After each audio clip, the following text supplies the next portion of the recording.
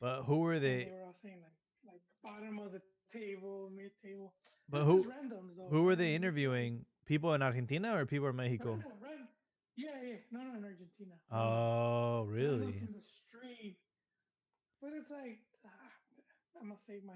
It's just if you get a chance to see it right now before. Okay. It's a short clip. It's like a minute. Uh, it's on. You said it's on Reddit. Yeah, it's probably on Twitter, but Reddit should be the easiest to find. Like Liga MX. Yeah, the Liga MX English. Um, where the hell is it? Is it like recent? Like Like from a week ago. dude, it's hard to find that stuff. No, no, but no, no. People were still commenting on it. I commented on it today or yesterday. Okay, because like obviously today, like the only thing on the subreddit is freaking Chivas.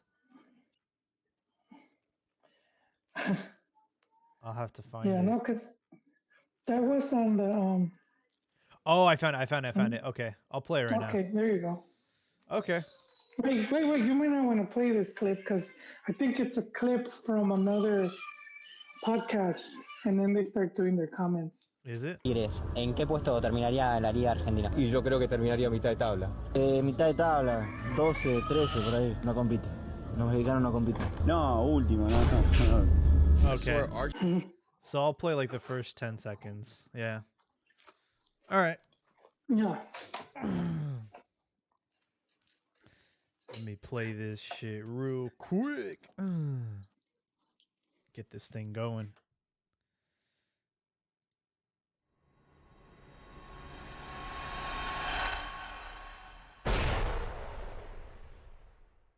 ¿A dónde se va el Chicharito? ¡A chiflarlo y a las Chivas!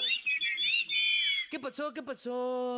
El Chicharito, el Chicharito, el Chicharito, rito, rito, rito, el Chicharito, el Chicharito, el Chicharito, rito, rito, rito. Hello, everybody. Welcome to another episode of Cantina MX Football Podcast. We're on episode 417, and what a special one we have for you tonight. It is official. The prodigal son has returned. Javier Hernandez returns to Chivas after a long time. And we're going to be talking about it tonight, amongst other things. But before I go any further, I want to welcome my good friend and co-host tonight. Well, how we doing? Pensándolo bien, qué bueno que está en el Manchester. Ahora en inglés. To talk football. El Chicharito, el Chicharito, Absolutely. el Chicharito, You know, I know the rumors have been going around for a couple weeks, but me being sort of a pessimist, I didn't want to, I didn't want to get my hopes up. I'm in sales, and like, nothing's guaranteed until it's signed and dotted, right? So I was really, really trying not to think about, what I would do if we had secured this signing. And honestly, it's been a roller coaster of emotions today, and I'm very happy that he has returned. I think you were from your pessimism, you were forgetting one important detail. That's he's 35. Yeah. I think at this point, unless it was a Tigres or a Monterrey, they would drop, they would drop like more money. Yeah, that's why I was fairly confident he would be at Chivas, especially when you saw that they were starting to make cuts in the roster and whatnot. They're clearing up salary. So yeah, I thought I expected him to return maybe at 36 or 37, just for like a final season. Yeah. But I think, especially if he takes good care of himself, like it seems like he does, Yep. physically wise, you could still play till you're like what, maybe 38. You could have. I mean, good, that's how old good years, man. Gignac is now. He's 38. Yeah, and he's been highly productive. Yeah, yeah. So I mean, that's what fans are hoping that he can still have the impact that he's shown to be able to have. I don't think people, realize the impact this makes, outside of Mexico. I have to give a lot of props to Chivas's marketing team because there's many different ways to leave a club and there's very many different ways to return to a club. And Yes. we've seen Chivas legends in the past get you know exit through the back door and not get like the proper you know I guess like send off that they got. I know Omar Bravo was a bit fickle at the time when Chicharito was announced as a Manchester United player because he had left Chivas. He would try to he was trying to go to like Europe and Chivas wouldn't let him, and then in the end he kind of like left as a free agent. And I think like he's our top goal scorer of all time, and I don't think we ever gave him like the proper like flowers that he deserved. Well, he left twice. The second time Yeah. was it was with Higuera now, because he was doing good. He breaks the record. I don't know if you remember. He breaks the record. They give him a piece of the net Hmm. where he scored it. I don't know if he gets the ball, but I remember him having the net. And this was when the De La Torres were there. And the Torres had, I think they're the ones that brought him back. Because he was at, no, he was at Atlas. Yeah, he was So I at think, Atlas. yeah, he helped them avoid relegation. He's being a hero somewhere else. And they bring him back. And he was pretty loyal to them. And when they did the whole thing with the way they ousted, because it was pretty shady the way they got rid of Chepo and then of Nestor. The Hmm. whole regime change with Higuera now calling the shots, Yeah. and not just him but also Angelica. And so he decides to leave. He didn't want to stay. I remember Almeida even talked to him, try to convince him, but he just didn't want to work with you know Yeah. the new people. But yeah, like you said, it kind of sucked that he didn't get like a bigger Yeah. recognition. I mean, look, we've seen it with again all of our legends. Claudio Suarez got kicked out to Chivas USA. Palencia, you had Ramon Morales also was at it was a hostile time with him, and I don't know if it was like in the front office or higher ups, but he didn't get the proper like send off that he deserved. He ended up playing at Tecos, but with Chicharito, bro, like the way he was announced to Manchester United was legendary, and the fact that he debuted the Chivas Stadium like with Manchester United, like that itself was legendary. Him scoring the first goal in El Acron is legendary, and now like No, he scores it against Man U, yeah, where because he played one half each. both, So he yep, starts with Chivas, yep, eh, and he scores, and then was that the first goal? that was the first goal, Was that the first goal scored at the stadium? yep, that's right. Right, and then he switches jerseys for second half, and he scores again. Yeah, that Chicha, and I'm sure you saw this thread where they were talking about Chivas run to the Libertadores final, Right. Yeah, I shared that and he because was part of it. yeah, that was one of those things where in hindsight they didn't negotiate that part when Manchester United came a knocking. They Oh and yeah, yeah, yeah, like that game was but it also was kind of fucked well, because it was like after the World Cup. It yeah, was it was terrible scheduling with the Libertadores final. but all that aside, the club was more to blame for Yeah, just the way they handled everything. And yeah, but Vergara and the he sporting seemed director, more right? excited. He wasn't even included in that. Well, he wasn't, and he was a really good one. Lebrija, Lebrija, who had been part of Toluca. that yeah, that massive Toluca team, the Super Diablos, man. He was there, and I was excited because I'm like, what a directivo to have, and if Vergara can learn a thing or two, even better. Yeah. But I don't think Vergara cared to learn anything. And Debrija has admitted he's on he's on interviews, and he said he wasn't even aware. He said he wasn't aware of the transfer, and so it was all Vergara that just wanted to do the whole send another player to Europe. I think they were also trying to keep it super secretive too, no? Well, yeah, they did, because I think that was one of one of United's like kind of things for the negotiation was like we can't have this leak, you know. It was very secretive. Yeah. Because they knew they knew his price would go up after the World Cup, so they got him before he kind of blew up. Well, yeah, and he goes and he scores against France and he scores against Argentina. Yeah, this guy was scoring any team in front of him. He was just scoring. Yeah, he did not know how to miss, Jaime. One thing, even when he hit the ball wrong. Well, just really quick, because just to finish this off, because if Chicha would have played at Chivas chances of winning that cup would have been greater. Yep. You know, they ended up losing to a really good Brazilian team, but just having a player like Chicharito at that point, arguably one of the best strikers. Yeah. You know. Yeah. And it sounds weird to say, like, but he was one of the easily top. Because you could probably say top 10 or even top 20, even if top 20 doesn't seems like a big number, but I mean you're looking at hundreds of players. But when he was like in the EPL, if you were seeing his goal ratio, goal to minute ratio, dude, he was top 3.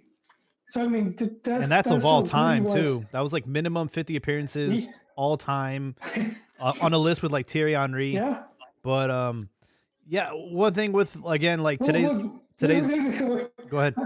I'm gonna make it super short, super long. No, but to have, not telling them, not holding them, like they could have still sold them to Man U, and just said, I need them for the final. Yeah.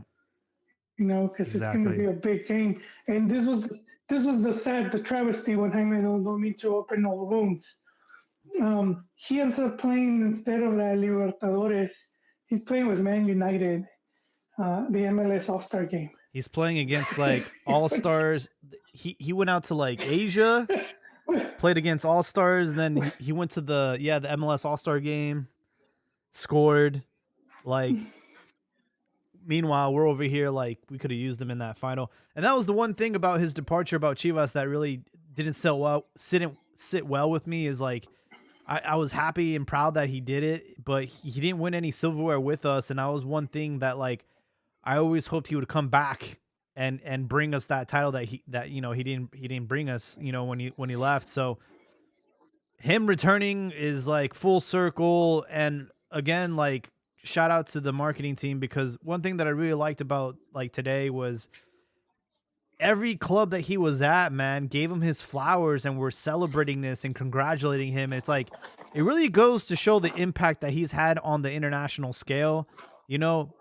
Like we haven't seen this aside from Hugo Sanchez and Rafa Marquez. And unfortunately, that was before social media.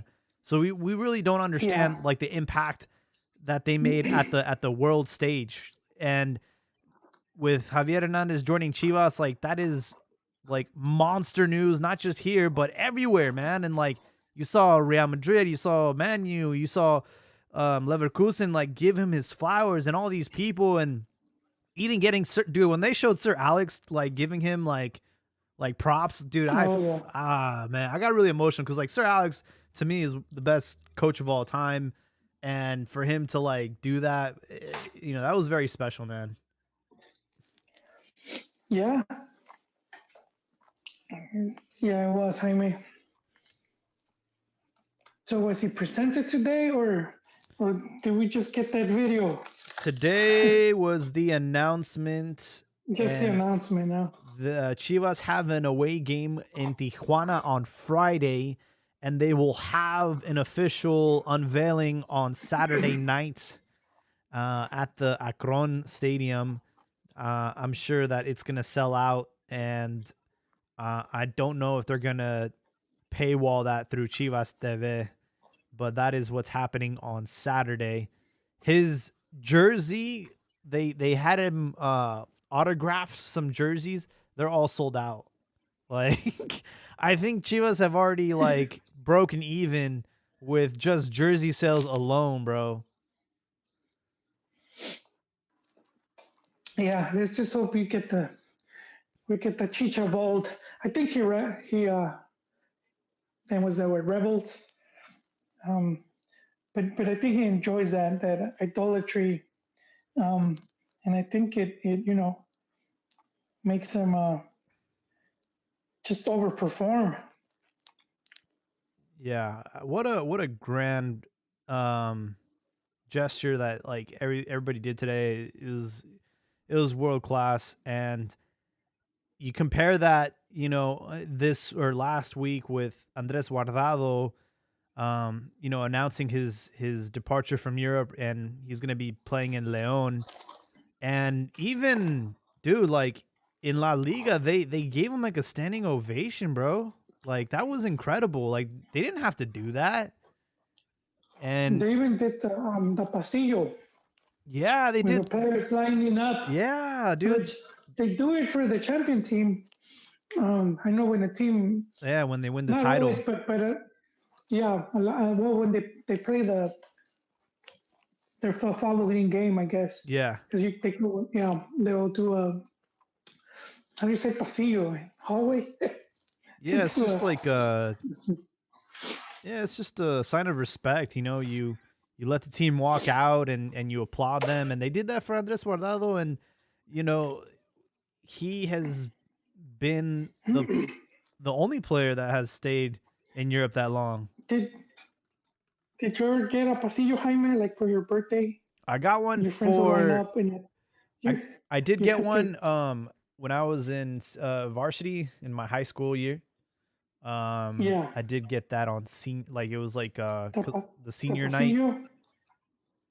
So they called. But when you were walking, were they like you were getting kicks in the ass and Oh, it was dope. It was dope. and They called. Yeah, so they called my name, and I got to walk out with my parents, and everyone like clapped and stuff. It was cool. oh shit! Oh, you got a real one. Yeah, dude, I got the had other one. type. Yeah. Yeah, so they did that. The other type with it. They did that for all the seniors. So like all the seniors on the varsity team, because it was their last season. We had a night where they did that for all of us. So it was pretty special. Was this for beer pong? What sport was it, Jaime? For soccer. What sport was it? Soccer. For soccer. Oh shit! All right. Yeah, dude. Damn. Okay. Yeah, well, dude. I didn't know you played in high school. Yep. What position, man? I played on the wing. Bench, left. Nah, I was on the wing. Right, left. Los dos. Either one, dude. Yeah, and I was really good at like set pieces, so corners, free kicks, all that stuff. Yeah. You're designated, yeah. Oh, that's cool, man. Yeah, it was great. I think like I was a late bloomer. So I was pretty small back then. And then like after high school, that's when I like got physically bigger. And yeah, dude, there was a time where I could ball out. As far as Guardado, man, like he left at what, 16, 17? He left in 2007, and he just got back. Now it's been 17 years in Europe. Yeah, his whole career over there.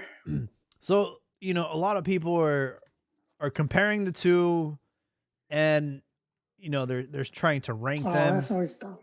And I'm thinking, you really can't compare the two because one of them's a striker, the other one's a midfielder.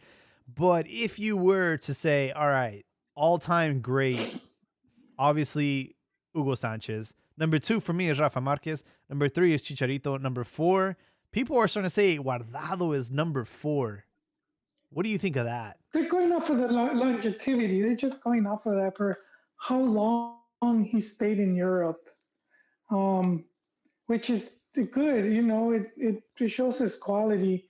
But he was, um, I don't know, dude, because it's not like I don't know how often you could say he was amongst the best in his position, and it's kind of hard to Yeah. do these comparisons because I'm not trying to discredit this dude. Just to be in a first division team is difficult, and then to stay in the top leagues for as long as he did, it just shows like what quality player he is. Hmm. And usually when we compare like greats, uh, a lot of times because you're seeing like the differences would be Hugo Sanchez was at Real Madrid and then he won, five goal scoring, five pichichis for top goal scorer, and he one of those being all first time touches, which is going to be like very difficult to break that, Mm. for someone to come along and beat that. Um, and then you had Marquez, who was at Barcelona, and not just any Barcelona, but arguably one of the best clubs of all time. And so, and like they brought in other players. I remember when this was when Juventus got relegated. They got relegated for some scandals, like match fixing scandals. Uh-huh. So they relegate Juventus, and Barcelona snapped up Gianluca Zambrota and Lilian Thuram, two world class players, and they were national team players, both of them. And I remember people were talking about, oh, there goes Marquez. Those kids didn't last. Marquez ended up, he still stayed. And when you're a team like Barca, then you're constantly being challenged by players of that caliber. Hmm. The club is, you know, they'll bring in they bring in players so that I think um, Guardado was in more modest teams, where it's like you're just not gonna have that still that level. And then the games these guys were playing too, winning championships. So I mean, I do think he was one of the best players ever. Uh, but then it's difficult to compare because some of these fans will automatically eliminate other players like Pavel Pardo because they stayed in Mex or they played the majority in Mex. And Pardo goes to Europe and he won a Bundesliga, which is still very impressive seeing how he did Yeah. it without playing in Bayern Munich, which Well, let's just look wins it at like 99 out of 100 times. let's look at the accomplishments real quick from Guardado. He won a second division title at Deportivo La Coruña. He won a title at PSV and a Copa del Rey with Betis in 2022. And then with Mexico, he's won 1, 2, 3 gold cups. So not a lot, right? But he is our most capped player of all time with 179. Yeah, that's what a lot of times people use that. They'll use ships, silverware to make these comparisons. And someone like him might not have one, but it doesn't take away from the type of player he is. I mean, and he was very impactful. And when he was at PSV, they even made a beer. They even made Really? a beer for Guardado. Yeah, I Damn. remember when they get one, and then I forgot. I'm gonna have to see if there's still some around. It was called a Golden Eagle, and Wow. yeah. So I don't know if you can still find some Golden Eagle brews, and I don't know, too much of a beer might not even taste good anymore. I'll be happy just to have the bottle with the. I don't even know if it had a tag. Yeah. Someone just sent me a random. Someone sent me a random ass bottle. Anyway, that's what's kept me from. I don't mean to turn this into a beer podcast, but we are called Cantina. But Yes. that has kept me from buying one of the highest rated beer. And when you go to a lot of the beer, like pages where you know like websites where they for the beer drinkers, Mhm. and there's this one beer and it's brewed in Belgium. Mhm. Can't pronounce the name. It's like Westelveld. It's something like that. Westerveld 12. So it's 12% alcohol, um, and it's brewed by monks. There's only like I think like 10 abbeys that with actual monks that still brew beer, and that's one of them. And they don't they don't sell it, dude. They don't like market it because some of these other beers made in abbeys by monks, now they're kind of commercial now. These dudes don't, man. So the beer doesn't even have a tag. Last I checked. So, Westel 12. oh, you found it. Yeah, there's no label on it, dude. It's just it looks like a So Coca-Cola bottle without the logo. I've I've been reluctant to buy it. Like probably I would have to You have to go go to to Belgium, Flanders. ride my bike. You gotta ride my bike. And that's what they do. If you guys have seen the beer, the New Belgium, the New Belgium, I've the been to what beer they Belgium. do? Oh snap! I've been there, but just briefly. Like I didn't stay long enough. But Oh, there's the beer bottle with the bike. That's what that dude was doing, Fat riding his Tire? bike too. Flat tire, there you go. Fat Tire. I said New Belgium. I don't know, they're the same company. Flat tire, yeah. That's Yeah. what that dude was doing. The guy that made that company, he was in Belgium. So they don't get credit, but Belgium has some of the best beer. Absolutely, man. And that's part of it. They have actual, and that's like old school. You have these monks. That's like some old school brewing from medieval times and shit.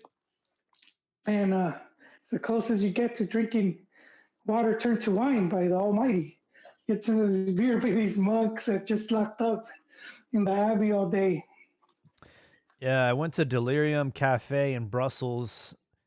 One of the Man. most Very legendary. tremens from It's the bar with the most beers in the world. They have over 2,000. And it. yeah, dude, they hand you a Bible and they're like, pick one. I'm like, are you kidding me, dude? So I just picked the one that has the pink elephant on it because that's theirs. Yeah, delirium tremens. Yeah. Yeah, it's a high one too. It's about the same percent. It's about 12, 13. Yep. That's really high. The highest you go with beer, because the average beer is about 2.5. If you get like a Corona, it's about Like 2.5 alcohol volume. it's pretty low. And then the higher, yeah, well, most beers are like that. Maybe Yeah. about 4.5 would be higher. And then the higher you get is they don't taste that good. No. So you'll see the malt liquor at like 9%. And then they started doing the other ones with the devil. I forget the name. Arrogant bastard. There you go. There you go, Jaime. But I mean, I tried it a long time ago. But like if you like beer, Delirium Tremens, Chimay is another a really good one. For sure. Also from Belgium. Yeah. Yeah. So as far as I don't Guardado even know where we were goes, going with this. no, you're good. You're good. With Guardado, I think I don't know, dude, because like when you look at his career, like there's really nothing like extraordinary about it, except for the fact that he's been our most, I would say, consistent player of all time when it comes to just longevity, right? Like he's still in action. He's been in Europe for a long time, still a starter at Betis. It's not like he's riding the pine, and nobody And he else, was captain. nobody else in Mexico can say that they have more appearances than he does, right? Claudio Suarez held on to that for a long time. He had 177. Andres Guardado has You 100. mean for the national team? Yeah. But Suarez, to his defense, there was less games being played. And then the Mole Tour, Yeah. where I get it. at the right time when there was just way more everything being played. Let's see. 2006, 1992. So 14 years. And that is how Suarez got 177 appearances for the national team. Meanwhile, Guardado retired in 2022 for the national team after the World Cup, and he got debuted in 2005. So yes, Guardado has had uh, more time with the selección with 17 years. So what Claudio Suarez did it in less time. Wait, I shouldn't have even said Moleros because I don't think he was available for them since he was in Europe. I forget that part. I The don't know, key dude. detail there. Yeah. I like all right, so my argument to that is like, okay, if you're not gonna give Guardado his flowers and put him in the top 5, who would you put in the top 5? Because I can't really think of too many names. I know you mentioned Pavel Pardo, and yeah, I agree. What he did at in the Bundesliga for Stuttgart is stuff of legends. There's Cuauhtemoc Blanco. I think we named them already. I think there's like a kind of like a romantic story with Cuauhtemoc, right? I think a lot of people love him because of his character. Don't go there, Jaime. I think for me, Cuauhtemoc. Like, let's be real, bro. I think he's kind of like a cult hero, right? He punched one of the reporters in the face, and it's like, I think you take that and like how he was as a Jaime. I think that's why people rank him so high. But if I'm being critical, if I'm being objective, let's be honest, bro. He did not really win that many things. He won a league title with America, and that's it, dude. But we're going there. That's a club, but look at national team, what he did. And to me, these are two of the biggest wins that marked a turning point for the selección. Because selección, I think up to this point, I don't think they had an official win over Brazil, like an actual, like official win. And that's in the 95 Gold Cup.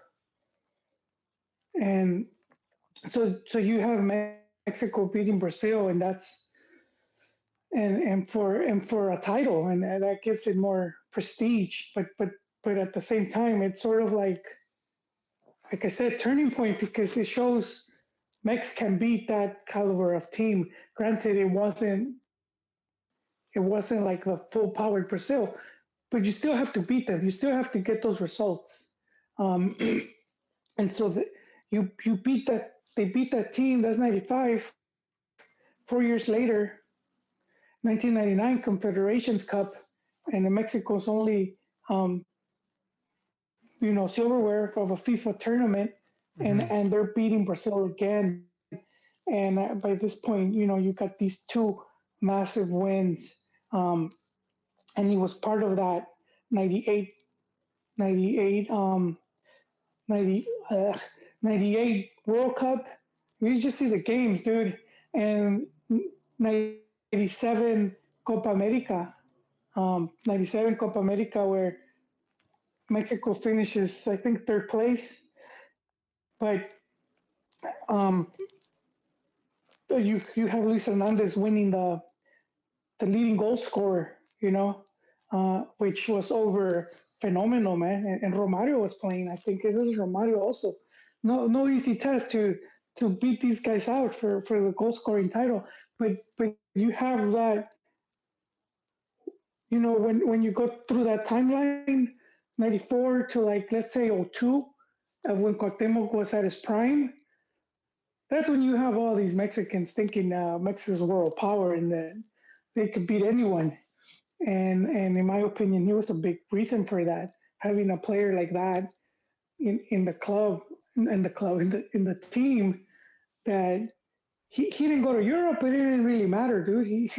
Whoever you put against him, this dude was gonna throw hands. You're gonna get touched. If Cuauhtemoc is right there, I mean, and his Europe, his career was pretty unfortunate because his leg gets broken. Yeah. Right. He goes to what? I'm thinking Valladolid. Yeah, Valladolid. And they bring him back for a World Cup qualifier. They didn't even need him, and that's when they break his leg. Yeah. But you see his game against Real Madrid. I had that picture, man, because that wall for Real Madrid was like the Galacticos all lined up. Yep. And then you just have Cuauhtemoc curling the bonds, So I mean, he's balling Real Madrid, man, and that's what to me, that's always been like he don't have to like do his whole career since a youth to be that type of player. If you're good, dude, you're good, man. And he was showing it, and unfortunately, because that injury, and I wonder how much has slowed him down of what he could have been capable of. Because you're right, I don't think he won that much with America, No. like titles and whatnot. But I think his talent and what he could do, man. I put top Guau in for me. my Top three for me. he's in my 10. You got him at 3? Holy shit, dude. Really? I'm gonna go ahead. He's Keep dude. it simple, guys. It's Hugo Sanchez and Rafa Marquez, table number 1. Mm-hmm. It's Chicharito, table number 2. Uh-huh. And it's everybody else at table number 3. Debate about who you want. Debate about who you want at table number 3. Who sits first? Who sits head of the table? It doesn't matter. They're all table number 3. So Guardado has shown consistency in Europe. Great. Yep. There's other players that show consistency as well while they were there. As far as Salcido, you're starting to see with Jimenez, Hector Moreno. I mean, what are we rewarding consistency in? That's what I'm saying. Clubs? I don't what other selecciones would. How many players from bottom teams don't have a good game against Real Madrid? Does that make him one of their best? Cuauhtemoc, one of the most talented players born. We don't go off talent. That's a different story because if we're going off talent, different. That's a whole different story. Look at Pinche Carlos Vela. He's one of the best left foots. I'm not going to put him in the top 3. Vela doesn't deserve to be on any list except for being a bitch. That's the only list he can be on, is being a bitch. Like a hater. Nah, Carlos Vela is a bitch. Will always be a bitch. Man, they asked Griezmann, if you got any player at Atletico Madrid right now, who you have? And he said, Vela. Of course, man. I'm not denying his talent, but how he used it. The whole Cuauhtemoc argument is because of the talent. But if you look at what he achieved and stuff, what he did at the national team, because those results I mentioned, to me, opens the doors. And then Chicharito's your all-time scorer for the national team. Yeah, that's what I'm saying. Yeah, but this guy recorded these massive wins before Mexico had any type of massive wins like that. By the time you get to the Olympics, table number 1, Chicharito, table number 2. Everybody else, go argue with your mama about. Because but see, you're going off of club. So, but the national team, like Hugo, is not known for doing much at the national team level. Yeah, but his club outweighs national team enough to keep him there. You're talking about a guy who won Pichichi 5 times. A guy who scored 38 goals off one touch in a season. But we're going off of best. A guy that if he qualified for I would say best players for Mexicans in Spain, he would have won it. So yeah, he would have. But we're saying the best Mexican players. This guy Cuauhtemoc did a lot for Mexico. He did. He probably did more for the selección than top 3. I think when I think of all time, I mean we're talking about world class talent, which we don't have that much of, right? So that's why it's a short list. Because I know, but look how massive it was to beat Brazil, because they never beat them. They beat them twice.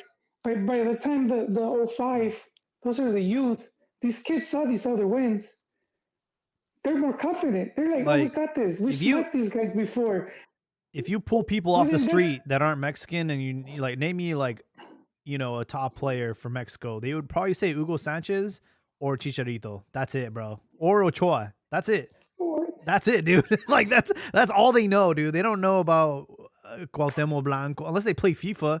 They don't know about Cuauhtemoc and all these other dudes.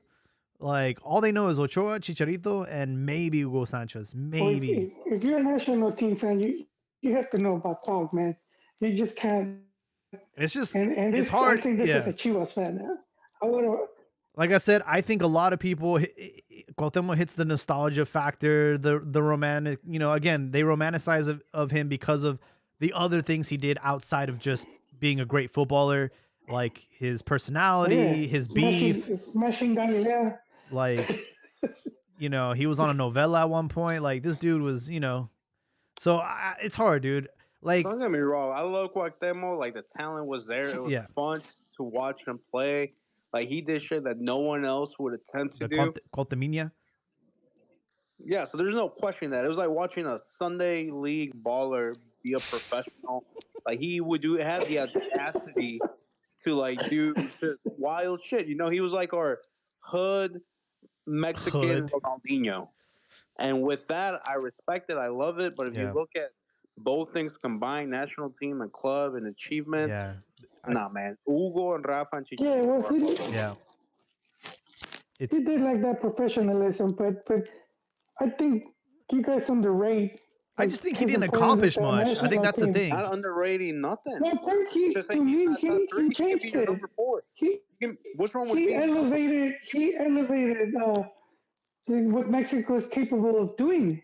And I mean, like I'm saying, he gives those 2 wins credit. I would say not giving him all the credit. This is part of it. Credit he was a big. Went ahead and beat Brazil. I would say yes, but because these are kids that saw already that Mexico could beat Brazil. I would You're say giving him all the credit. All right, let me give Cuauhtemoc one thing that he can 75. One thing that he can brag about, and this is a pretty, it's a pretty impressive accomplishment, is not only did he win the Confederations Cup, but he is the joint all-time goal scorer with Ronaldinho at 9 goals. I think that deserves some merit. I'll give him that one. Because the Confederation Cup and the Olympics gold are the 2 international accomplishments that Mexico have done. That's like our biggest accomplishment. So he was part of that team. He was a big part of that success. So I'll give him that one. But then you got to ask yourself, like, where does Borghetti rank? Where does I think Borghetti deserves a mention too. It's just tough, man. It's tough to rank everybody. That's why I stick to my original answer: table 1, 2, and 3. I'm not gonna put Guardado at 4, but I'll put him in the 5. I think I'll put him in the 5. Yeah, and then there's players from before our time, and it's easy for us to overlook because we didn't see them play, and so that. I mean, people say Tomas Boy was a crack, right? He was in. Dude. Yeah. You don't get called. You also have was it Negrete and Galindo? Like, there's a lot of players that have shown incredible talent. There's the goalkeeper who had like 5 World Cups, right? Like that's an accomplishment, So I get it. Someone in the YouTube comments, shout out to Ruben. He said, "Does Chicharito score more than 10 goals in his first season?" I'm gonna say no. No way. Yeah, because I think he's coming off of an injury, right? Yeah, that guy's gonna debut like Jornada 4 or 5, and there's no way he's scoring you basically a goal every game. I don't think they're ready to debut him yet, right? Yeah, if Chicharito comes in, plays 40, 50 minutes a game, scores like 6, 8 goals, and a few of them are game winners, I'll be more than impressed and happy. Not expecting like this savior role people are trying to establish. I think it's just more like, hey, legend, welcome back. It's great to see you, and retire at home. Do you really think he would come here to be a super sub? That would work. I mean, 40, 50 minutes doesn't mean super sub. You can start and get subbed out. See. I mean, but we're not gonna play all night. I would have him close. Oh man, I would have him close. I think you guys are underestimating his expectations of himself, and this is probably why negotiations took a long time. I don't think he is coming here to be like, all right, let me do my little like Olympic walk around the stadium and just soak in the praise. No, dude, I think he's coming here to compete, bro, and they're gonna give him the captain's armband. Like it's very clear that from everything that we've seen so far, number one, Ricardo Marin has given his jersey up to give Chicharito the number 14, and Pocho, he said that he was willing to give up the captain's armband. So like this dude is not only he's gonna start, dude, He's gonna play every fucking game, bro. I'm not saying he's not coming to compete. I just don't think it's there as far as with everything for him to do a season like 10 goals during 10. That's why I said if he scores 6 to 8 goals at some game winners, I think that is like a perfect result. It'd be terrible if he comes in and scores like 2, 3 goals max, but I don't think it's going to be the 10, 12, 14 goals. I think like 6 to 8 Really? would be a great result, like great expectation. When there's another thing, if he's carrying an injury or he might have, like, why are you going to risk it doing the 90 where you could get re-injured and then that's Yeah. pretty much the end of your season. I don't So I know, mean, man. if he takes it slow and I just don't know what his role is gonna be, but it sounds like it's Chicharito and 10 more from the way they've been building this up and the way he's been talking and his teammates. I think he's going to be a undisputed starter, and I don't know if him and Macias will start together. Like this kind of really changes the lineup.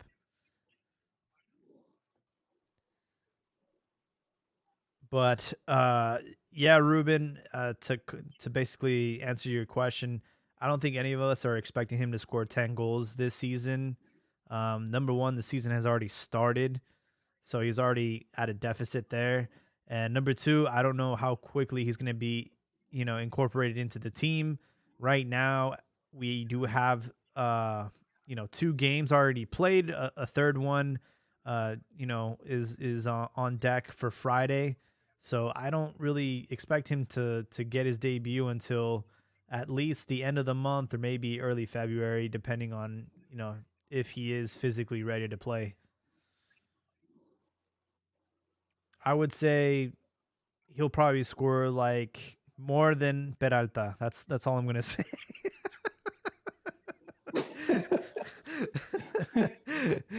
He'll probably score more goals than Daniel Rios and Peralta combined. Let's just say that.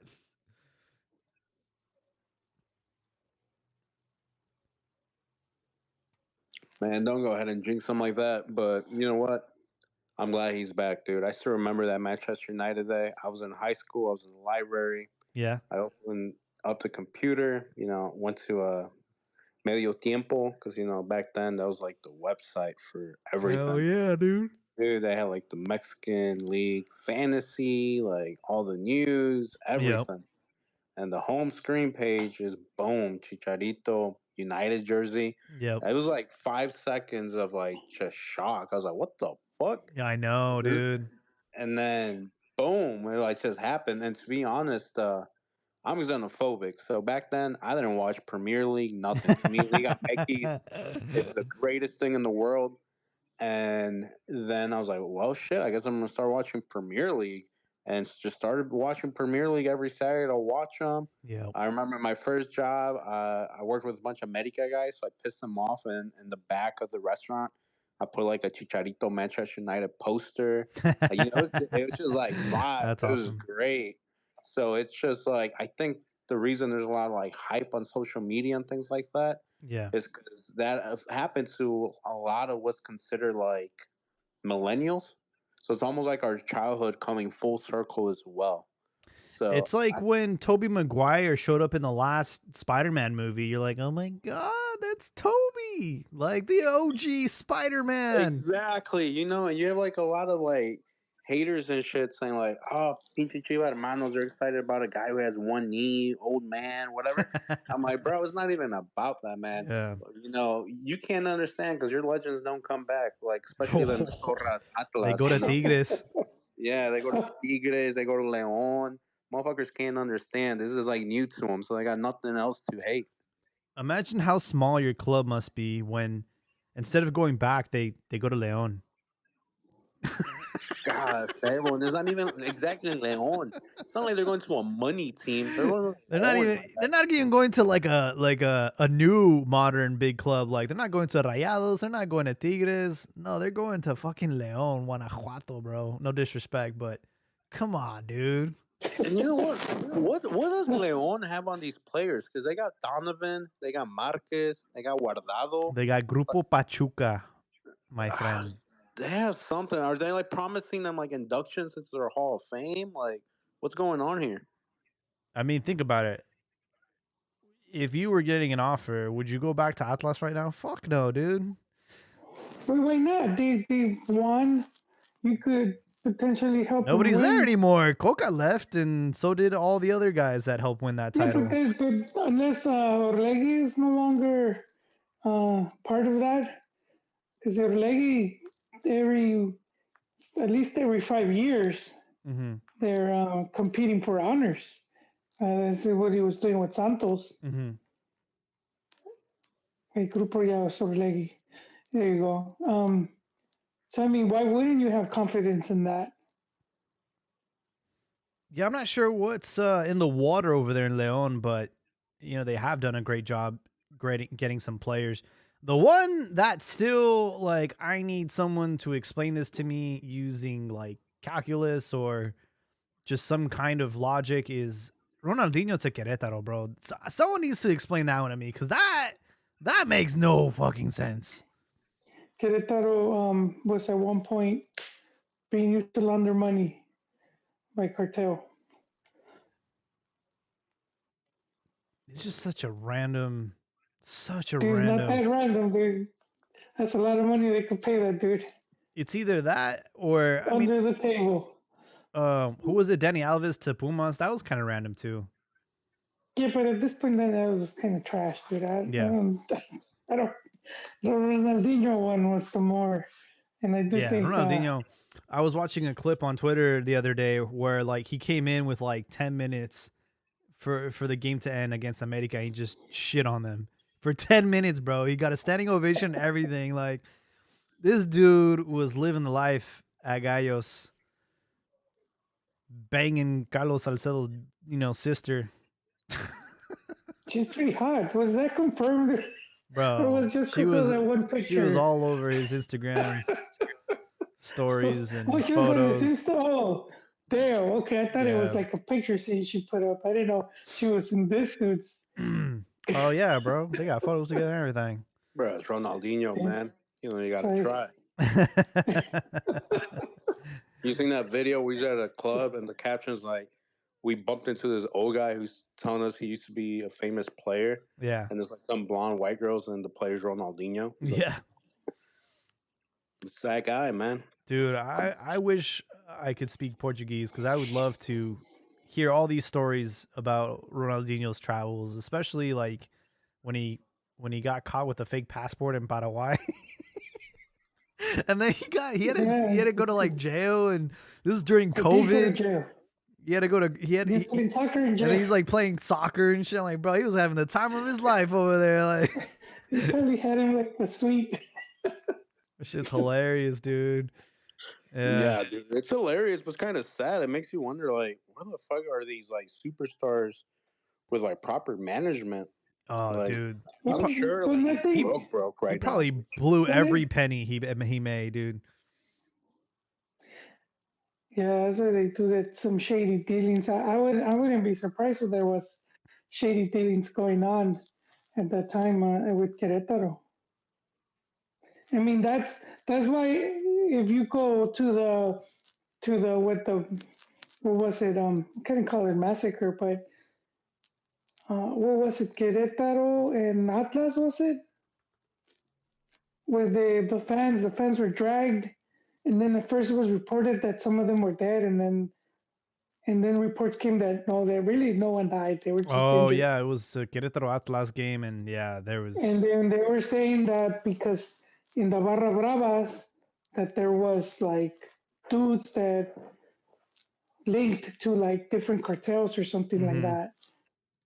And that's what the fight was more about, because there really isn't like a rivalry between Querétaro and Atlas, or where the Barras or the Ultras are like that heated for each other. Like The It beef doesn't was even get to from that point with. no, but the beef had started like a year before when Querétaro fans went to Estadio Jalisco. Like it started then. Bro, after a year, come on, dude. They probably would have forgotten. No, because That Like you a could. Portugal right now, they man. got jumped, dude, and then they were like, "Oh, ahorita vas," and they waited Oh, until from the thing. the Yeah, but next time.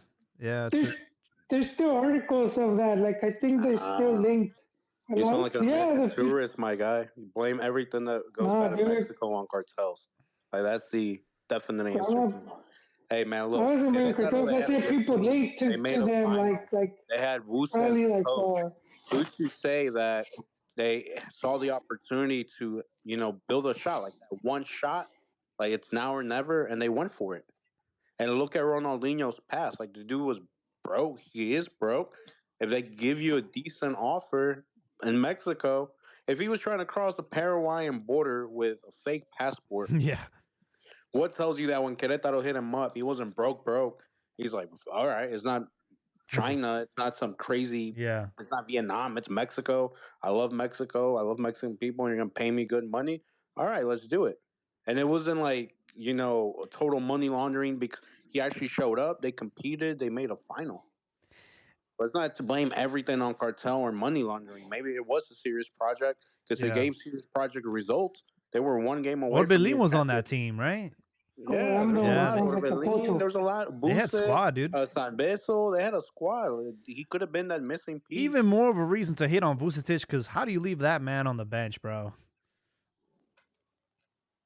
Yeah, I don't know, man. That's What man? Joel's Ronaldinho? Yeah, high school dude. How you boyfriend. gonna leave him on the bench, dude? Because he was taking over the squad with his madre. That's why they got rid of Nacho. He couldn't control him. Dude, He you took him can't. to the final. You don't He put a took them- saddle on a Mustang, dog. You let that fucker run Yeah, because wild. he wasn't that Mustang. He was, It doesn't back matter. then, He gets so- a pass for life, bro. Lifetime pass. It worked. Whatever Buset did, it worked. He took him to the final. They would have won if they fucking let him do his thing. Yeah. Exactly. Just the double man mark on them, opening space for Berlin and San Beso. Yeah, bro. They could have easily. I think I would have liked to see him because he didn't really play that much. I remember I was trying to watch him play. I'm like, dude, this guy's not playing. He's like on the bench the whole time. Freaking Vucetic, bro. Just red flags. All right, who? I'm gonna put my conspiracy cap on. Who was his teammate? Who was Ronaldinho's teammate at Barca? What do you mean? Who was his teammate? Yeah, Ronaldinho, Marquez, Uh-huh. right? And who was getting his assets frozen for links to cartel shenanigans? Come on, dude. Okay, all right. Okay. He did get super investigated. Coincidence? Yeah, I he think was not. cleared. You seriously think if he was guilty of anything, he would have walked away scot free? Oh, well, I think it's not that you were guilty, it's that they can't prove it. So he wasn't directly, but it was his businesses and whoever he had in charge of running them. Like very similar to when Messi, remember the whole Panama scandal, Mm-hmm. and Panama Papers. Messi, yes, and Messi got away with it because he wasn't handling that. It was like I think his dad or someone. There you go. So it's shit like that. But you think they don't know? Come on, dude. It's like you're just letting all that someone else do all that shit, and you're like completely blind to it. I'm just saying, don't be a suburban white housewife and blame everything No man. on the cartels. Come on, that's the low hanging fruit. Oh, it's the cartel. It's just blame it on narcos. Dude, no, but see that's like showing some ignorance because that's like not admitting how much they did take control over a lot of teams, and they did use a lot of teams to launder money. And all of this is well documented. This is not me pulling it out of my ass. This is like actual reports that went down. I mentioned Lancumbeo, Jorge Lancumbeo. He was the president of Monterrey. He worked for a big bank. He straight laundering money, and he eventually got booted. You had even from the Colombian FARC, they even were using the teams to launder money. Mm-hmm. You could I don't have the name right now, but they had a player Colombian that was playing the Necaxa. They were trying to get this dude to pass some suitcases full of cash to bring him back. Gets caught in the airport. Damn. I mean, the list of like teams that were infiltrated and used. Listen, man, you don't have It's to massive. preach to us. We have multi-propiedad in Liga Well, MX. So I'm preaching to Habibi, who's incredulous to this. But I mean, that's why when you see why they took away relegation and all that, that's a big part because who you think it was even easier to dig into these smaller teams and to have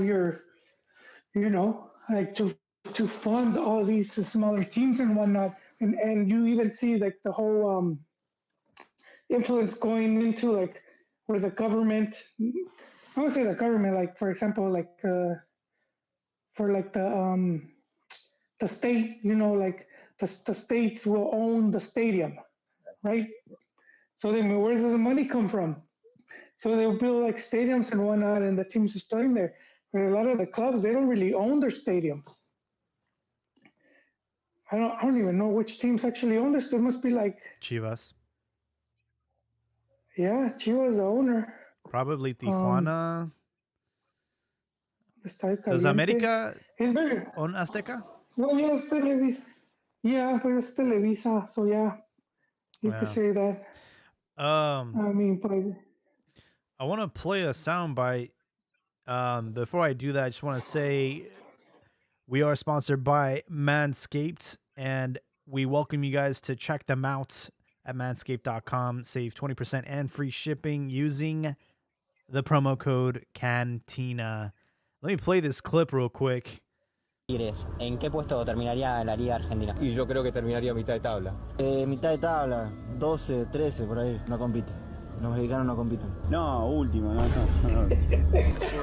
So, they're talking about Tigres. they went in the streets of Argentina and they asked, where would Tigres end up if they played in Argentina's league? And they said mid-table or dead last. That disrespect, bro. Fans, though, man. Those are randoms, though, man. Who cares Speaking what they of think? disrespect, I'm gonna disrespect Marcelo Flores right now. Oh. So his sister on Instagram said, "Number 17 plays so amazing," referring to Cordoba. I'm just gonna say Cordoba is gonna clap that, my guy. So TV Notas right here, telling you right now, future relationship at Tigres, Tatiana Flores and Cordoba, who is single, by the way. Wait. His sister? Just signed for Tigres Oh, she was praising Cordoba? on Instagram. Ooh, why are you That's following a her? wrap, man. No, it's on Twitter. I saw it on Twitter right now. Uh-huh. They say he's gonna clap that papaya. Hey, put it in our podcast. You just hit the little share button and then you so I can see it. All right, I got you. Man, Yeah, it'll show up to everyone that's listening right now. I gotta see this. Give me a sec. I honestly thought Gignac was gonna take first crack at her, because they're like Canadian, Mexican. he's married, though, man. Married to a French Mexican Canadian. girl. They already know the rules, dude. Alexis Vega's wife. Yeah. Which I don't know. I'm actually surprised they even know who Tigres is, because I feel like Argentina doesn't really pay attention to what we do. Well, that's Libertadores finalist. What happened? What? They probably know Tigres because of Sudamericana and stuff like that, and plus. No, Libertadores. The Libertadores final versus River. Wasn't a Sudamericana final? No, Libertadores. It was Libre when Gignac first arrived. And I remember talking to a friend, and he wasn't confident. A friend in Argentina, and he was like, dude, I don't think we could win. He went River. and like I was like, I don't. I was like, I didn't trust Tuca. I don't think he was aggressive enough. And that draw, I think the first game was like a scoreless draw at the Tigre Stadium at the Volcan. Is it the Volcan or is it? Anyways, yeah, but I mean, those are just like random fans. They don't even. It's not like they watch the league. You know, they just kind of go off of the national team, and even then, it's like how much reference could they have? Like, it's not like they watch a lot of Mexico games. Do you think they are a better league than Liga MX though? Argentina, Yeah. mm, I'll say more competitive, I would say they're but better. I definitely think. a better development league.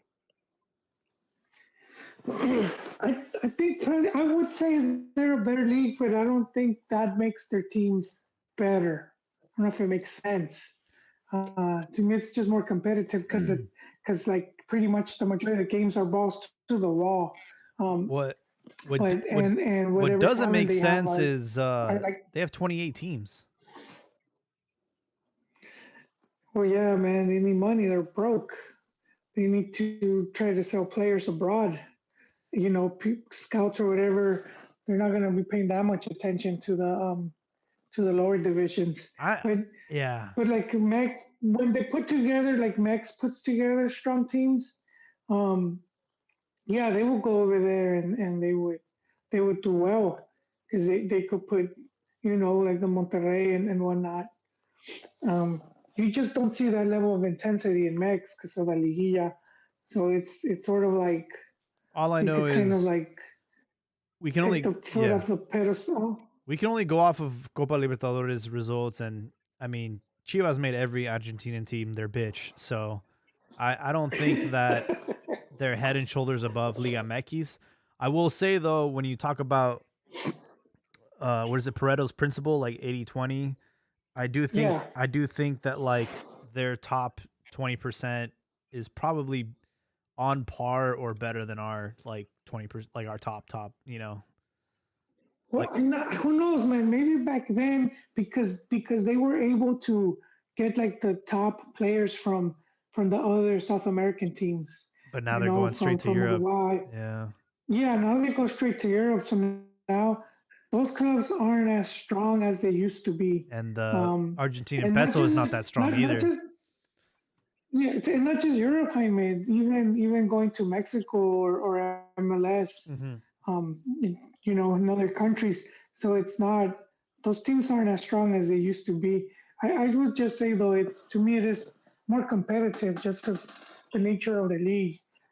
Yeah. But strength wise, no, I think a lot of these Mex teams I mean, it's pretty will obvious that definitely win there's more talent. Let's just like the talent pool in Argentina is like a lot bigger, and I think that's the defining factor. Um, but I think like yeah, if you were to take our best teams right now, like you know, you take America, Tigres right now, you put them in that league, I think they would do fairly well. But you Oh know, yeah, they would, dude, no doubt. I mean, the only way to really find out is again Copa Libertadores. Really the only way we can measure these two leagues. But I thought that was an interesting And video. they, you know, if Mex would have stayed, they would have won it already. And Oh a yeah, big for part would sure. be to the, and I say a big part of it, and not to hate, just being realistic, was that though it's not as the competition, I say, is not as strong as it used to be, just because of how, you know, all these players are getting taken to Europe or and then other leagues. So those teams aren't. You could go back. There was a really good thread on Twitter, and it was talking about AC Milan back when they had was it Ancelotti? Who was the coach? It's like in 90. It's like in the early mid 90s. But this was the AC Milan that ends up they beat the Barcelona Dream Team. They had Romario and some of these other guys. Damn. and they would do like in La Chica, they would do like an offsides, and FIFA had to like change the rules because of Fabio that. Capello was the coach. No, it was before him. It was before him, before Capello. I don't think so, bro. He was there Anyways, from yeah. 91 all the way to 96. Then who was? Man, I think it's I need to get back on that, that's but what I'll tell you. they play. No, they used to play the Copa Inter. What's it called? Intercontinent. It was before Clubs World Cup, and they would be playing in Tokyo, and it would be like the champion of Libertadores Mm-hmm. versus the European champion. And so you go back then, and dude, these you would see the South American teams wolf on these European teams that were supposedly badass, and they would. And this was a Colombian team that played a kind of similar game, Mm. and and that game went to penalties, dude. You would have thought, no, this this AC Milan with these massive players and how they dominated Europe are going to crush. No, they couldn't, dude. They couldn't.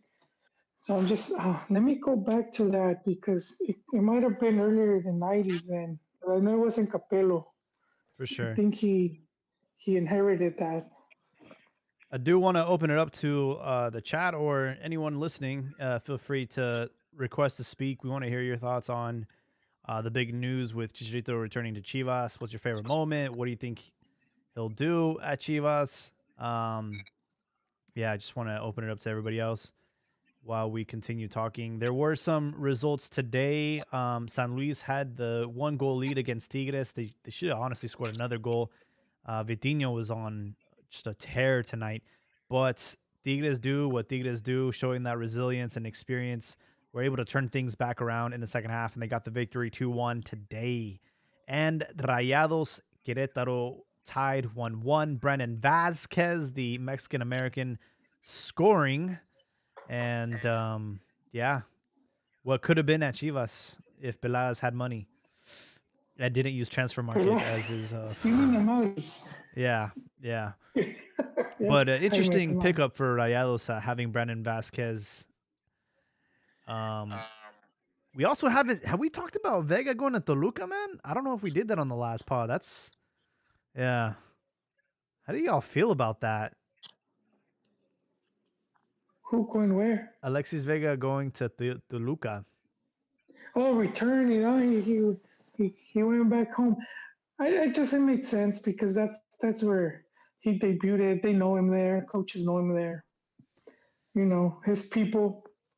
I guess they must have worked something out with him because he seemed reluctant to do whatever deal at Cruz Azul. I really doubt Toluca are just going to give him a free pass, but I think he must have seen that after the whole Cruz Azul thing fell apart. He must have been like, "There's no one else. America's not going to knock on his doors, and you're not getting Tigres or Monterrey." Mm-hmm. That's it as far as like where you could get the big paychecks. And I guess Do you think Chicharito arrives at Chivas if they don't get rid of Vega because of the salary restrictions? Yes. I think he does. I don't think there's a universe. There's no salary restriction. I don't think there. Well, I mean, like just like that. I know what you mean. Yeah, they don't have enough to cover. Yeah. Yeah. No, I think they could have worked something out. I think eventually they would have worked something. They probably would have like ended up like in debt, like probably take out loans or whatever. Layaway. But I do think they would have managed to cover it because he's a player that like if hopefully they do have decent, and then they'll have like a tour here in the U.S. and they'll get him some good money just on that alone. Yeah, I don't think there's a universe where Javier and Alexis Vega are on the same team.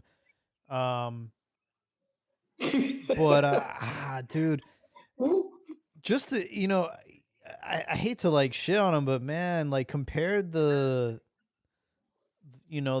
two announcements, right? Like Vega going to Toluca.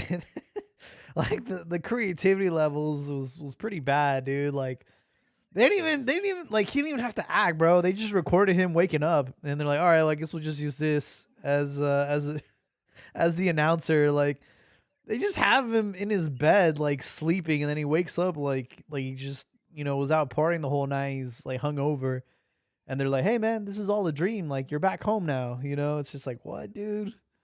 I don't know. It was pretty pathetic. He didn't play on the weekend either, so I don't even know when they should expect him to debut. Um, but yeah, Toluca had a pretty good result against Mazatlan 4-1 over the weekend. I tweeted out something because, I like to talk shit.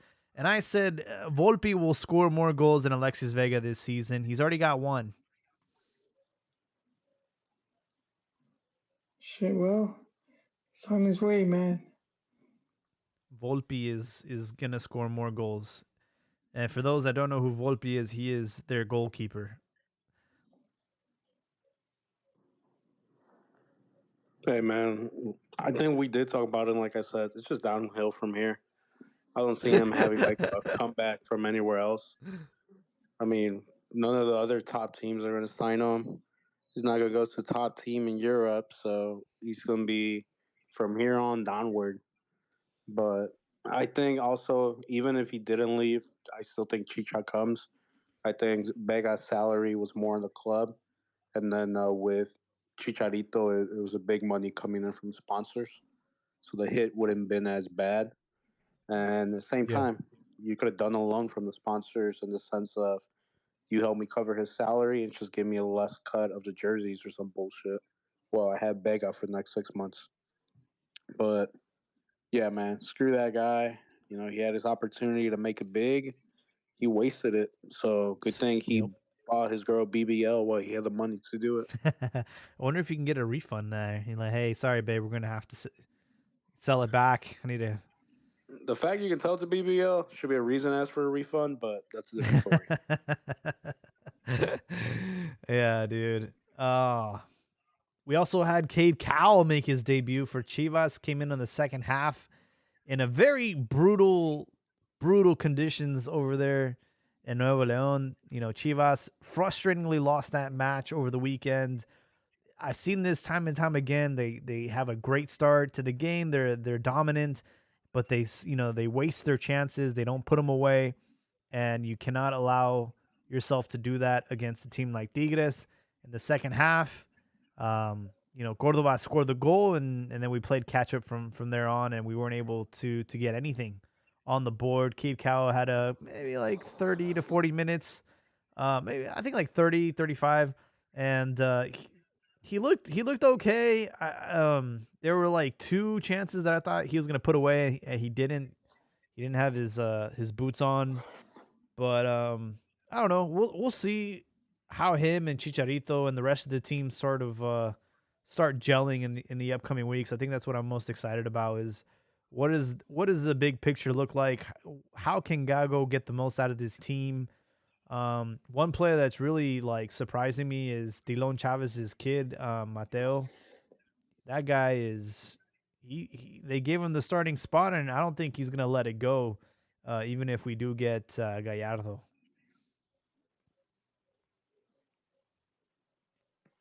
Hey, I told you the kid was gonna be a baller, man. I tell you, watch. This is one of the best guys coming out of Tapatio, and I think he's gonna prove everybody right. And that's the thing about him is like he didn't come in looking like a rookie. Like he came in being a protagonist against Tigres. So, I mean, that just goes to show the confidence that he has. What I will say though is he needs to work on his crossing. I don't think it's there yet, and he reminds me of like Diego Martinez, who was a really good fullback, but just didn't learn how to cross the ball ever. You would think his dad would like teach him how to do it because his dad was really good on the wings. Yeah, I mean, to be fair, it's a small sample size. Who knows? But also, it's just I was thinking about that the other day. How that's probably one of the most difficult positions because you're expected to defend and attack. Even like at the elite level, you're expected to like defend against guys like Cristiano, Messi, Mbappe, Vinicius. and then you're also expected to attack Yeah. against some of the top defenders in the world. Like that position is very underrated as far as how difficult it is to play. It also depends on the coach. Gago is straight aggressive offensively, and he expects that from his fullbacks. I think that's just part of like the modern football. Because you look at teams like in the '90s, especially like in Italy, dude, like defense was impenetrable, and it was because they kind of just sticked to their defensive duties. They you rarely saw players go all the way up and all the way down. That's why you got to commend someone like Roberto Carlos who did it in that era, and obviously Marcelo as well, who's scored some bangers in his day.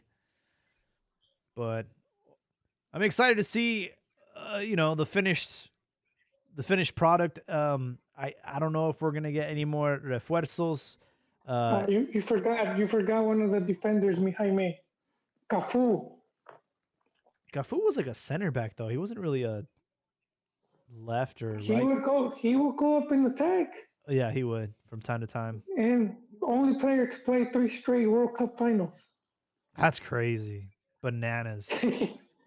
Winning 2 of them. God damn. Like, just think about going to World Cup. Just that alone is an incredible feat.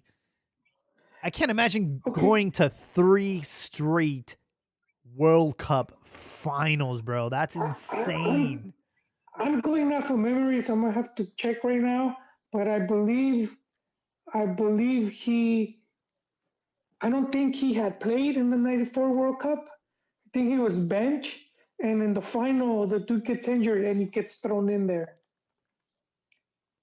Yeah. And so then he played the whole final. But let me ask Wikipedia.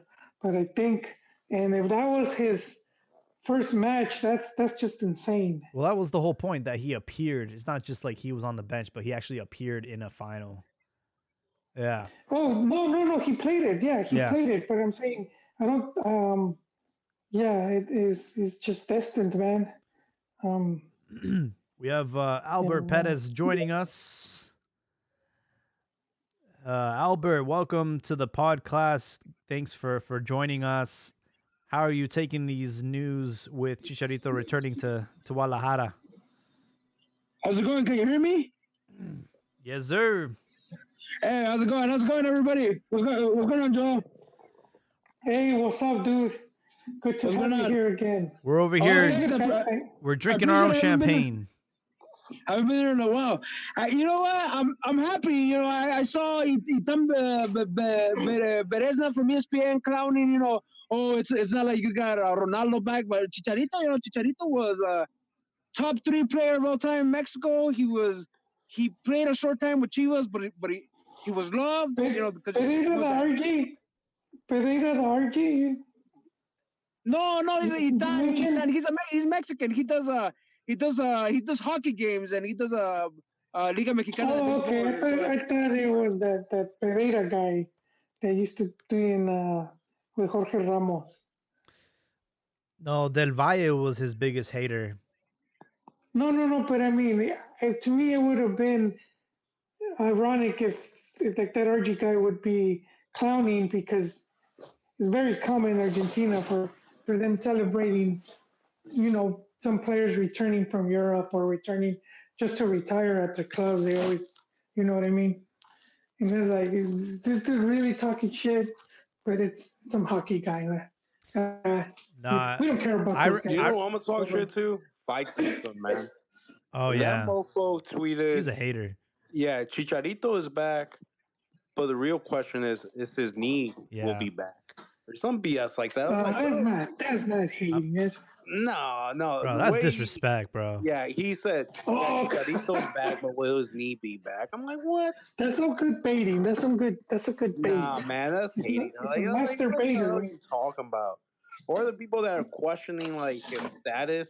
He was Manchester United's Player of the Year 2010, 2011. Whether you say that is luck or whatever you want to say, at the end of the day, he was the Player of the Year, an award that Rooney, Van Nistelrooy, Cristiano Ronaldo, Heinze, Wayne Rooney, award David Beckham, awards that they won with that club. And he didn't win it right now when Wait, Manchester United is a bunch of bums. He won it when they were still winning Premier League. So por you esto gotta no give the viene man Albert, his no dejemos respect. hablar. Before even you see him as a Chivas player, you gotta see him as a Mexican. And he went as a Mexican and did great. And he's coming back to Liga MX. It's not even he's coming back to Chivas. He's coming back to Liga MX. And then a lot of people should be happy about that. Yeah, I agree. Wait, I want to hear Albert's take because we didn't let him finish with his hot take.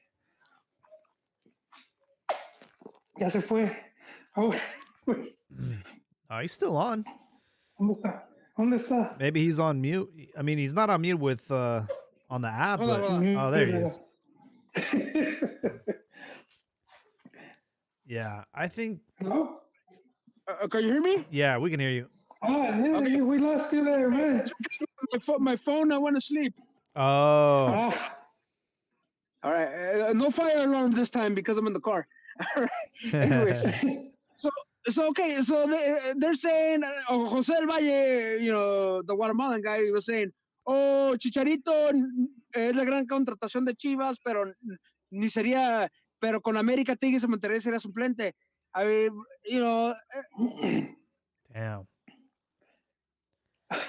Yeah, that's hating. That to me is hating. Right that's there. that haterade, dog.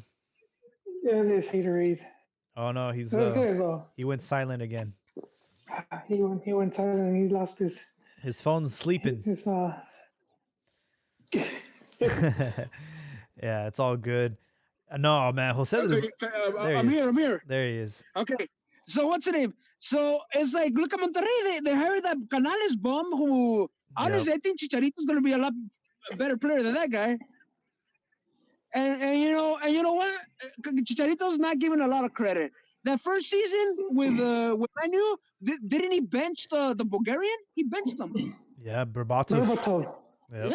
Yeah, he benched them. And then after that, he fell out of favor, but fucking he did good. Then he went to and look at all the clubs he went to. They were fucking posting about him. It was ridiculous. Yeah. Everybody was wishing him well. FIFA knows who Chicharito is. I mean, name all the Mexicans that have played for Real Madrid. Go ahead, I'll wait. Hugo and I don't know. Maybe I don't know if somebody made it to Castilla, but it's just Hugo and Chicharito. That's what I'm saying, dog. It's a very short list. Santiago Munoz and Hollywoodland. Santiago. Santi Munoz. Chicha's on fire. Given Mexico's problem scoring, with the national team, and if Chicha from now to the World Cup is killing it, he could find himself in that team. Well, that was what held up the negotiations, because I don't know what they settled. What I had heard was that he wanted a 2-year contract because he was thinking of hopefully doing good and having a stable situation, so he could be considered for the North American World Cup.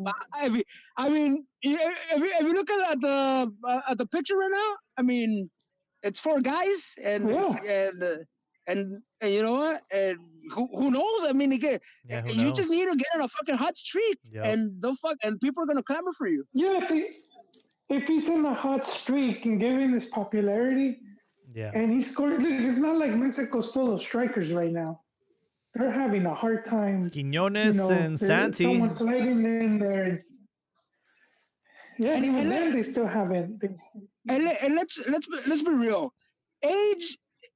A guy in his late 30s is not it's not the 90s. It's not the 90s when you saw Baresi in his early 30s and he looked like an old man. No, the things change.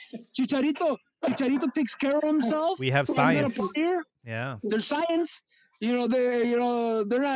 It's legit science, not like the stuff Maradona took and got busted. He's fucking. He was a warrior though, man. He played 94 World Cup on one leg. I think didn't he get surgery and then he returns to play the final. Who? They don't make him like that no more. Maradona. Baresi. Baresi. No, he mentioned Baresi. Baresi, yeah. Yeah. Yeah, but he was looking like a hard 40, 30 something. Yeah. Albert, I was mentioning that earlier, you know, with Chicharito, like, all right, he's here. And I was telling these guys and they were like skeptical, like they think he's gonna come off the bench. Like, no, dude. This guy is an undisputed starter. He's getting the number 14. He's getting that captain's armband. This guy's expected to play like every game. Look, they're not selling them. They're not selling collectible jerseys to sit him behind Marin. Come Exactly. on. They're not welcoming him as a legend. He's gonna as soon as he's ready to go, they're gonna ease him in. Yep. And JJ's gonna unless Gago plays with two central delanteros, Macias. Who know? But the thing is, if Macias gets on fire, how the fuck do you bench him? But you know, who knows? But the thing is, I don't think they're not selling collectible jerseys to have him on the bench.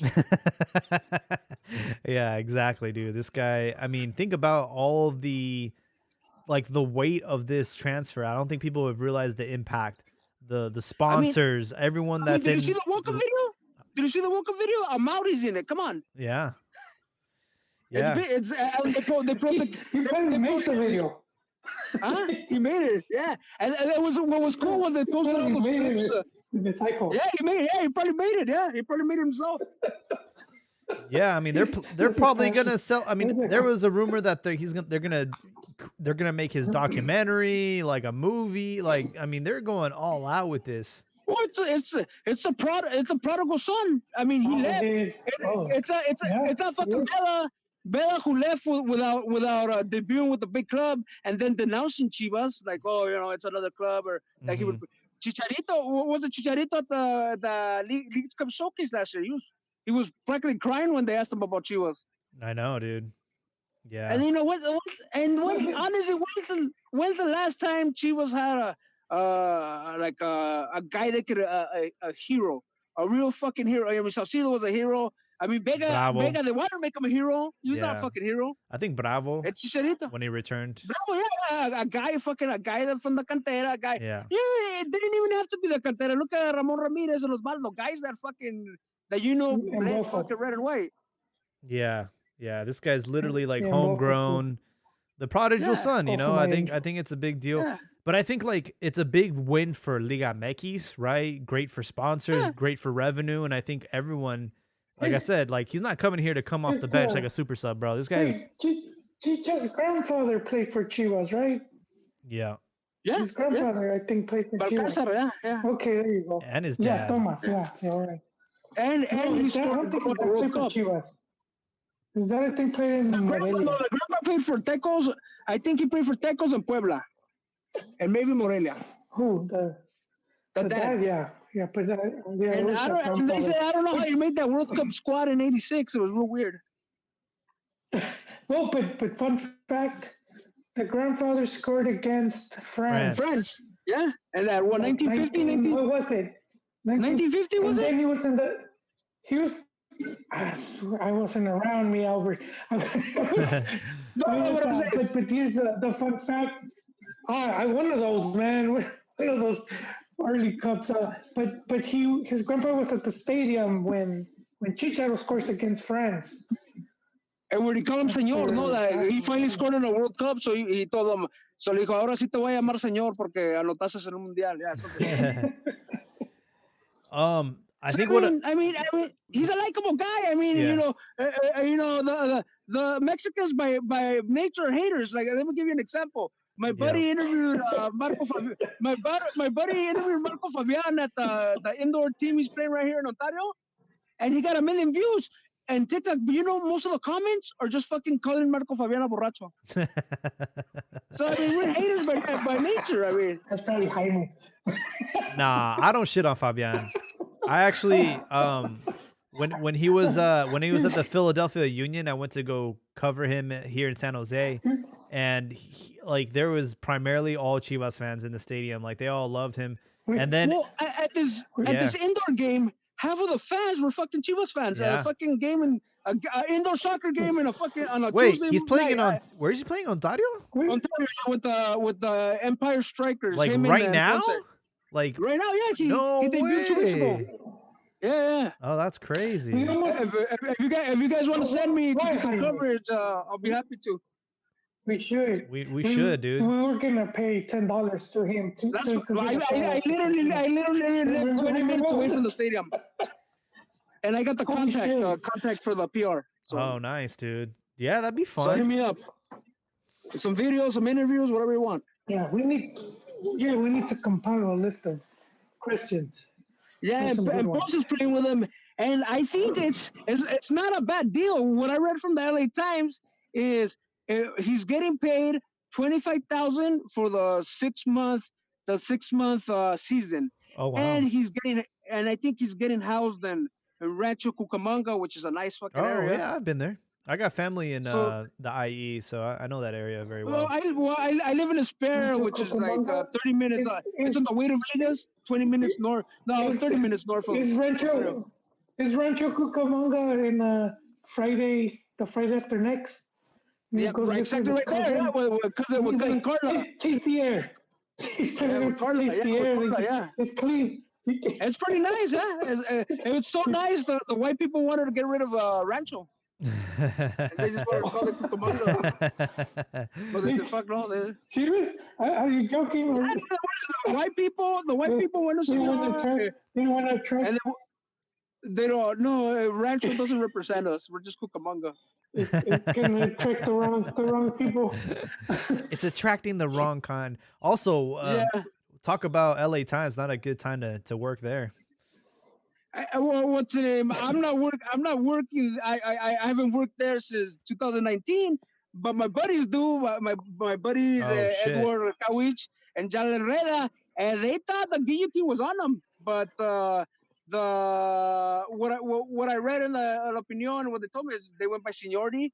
So they got a bunch of the kids that they hired for the new Latino section. Uh-huh. Delos, they got the axe, and that was a lot. It was like more than 5 kids that relocated recent. Most of them relocated. Latino section. Yeah, you never heard they had it was called it was part of their Latino initiative. It was called Delos. So they would do like Latino centric stories, like I'm half Jamaican, I'm half Mexican, or what does Santa Claus mean to us Latinos, stuff like that. Mamá, who's reading that shit, dude? It was cool stuff because they would really focus. So it was a lot of stuff, but they got the axe. Damn. But luckily, one of Liga MX's English community friends, Fidel Martinez, the editor, he's a big supporter in the Liga MX's English community. He stayed on board, but his team got gutted, unfortunately. But my buddies at the Español, they saved their jobs. They told me, ahora y solo por ahora. Yeah. Yeah, dude. good luck to Everyone's. your buddy, I man. mean, this is across. This is not just in like journalism, but in tag. All of the companies right now are cutting. Well, Cutting look people. at me. I got laid off. Let go in the first round of cuts for the Sporting News in August, and this last week they let more. Well, last week they got Sporting News and they got rid of the other 2 Spanish collaborators they had outside of Argentina. The base of the Spanish operation is Argentina, and later I'll tell you why. I'm pretty sure you can guess it why. Because they work on the cheap, so they have the base there, and they In pesos. well, I mean, you know how much how much they earn for the same job I did. You know how much they earn? We did the same job as a content creator. They content producer, not creator, producer. They earned Like $500. weekly, How much? a month, or how $500 much? a month. Wait, how much? Go. $500 a month. $100? 500. Oh, 500. Oh, wow. Yeah. So let me tell you this. That's a lot of companies that want Spanish content. They're not even going to Mexico. They're having Venezuelans and Argentine people, writers, do all these notes that you see from there. You know why? Because they pay them those wages. They give them their $250 and their $500 a month, and that's a good wage over there. They got these sweatshops, Damn. and it's just a bunch of those writers and typewriters chain smoking. I'm gonna tell you that with what I earned at the Sporting News, they could hire like 9-10 guys from Argentina, dude. Damn. What Hey, is but the only this thing with that, look at the episode plus where side, you have a man. bunch of monkeys? Wait, hold on. Let Rating? Habibi talk.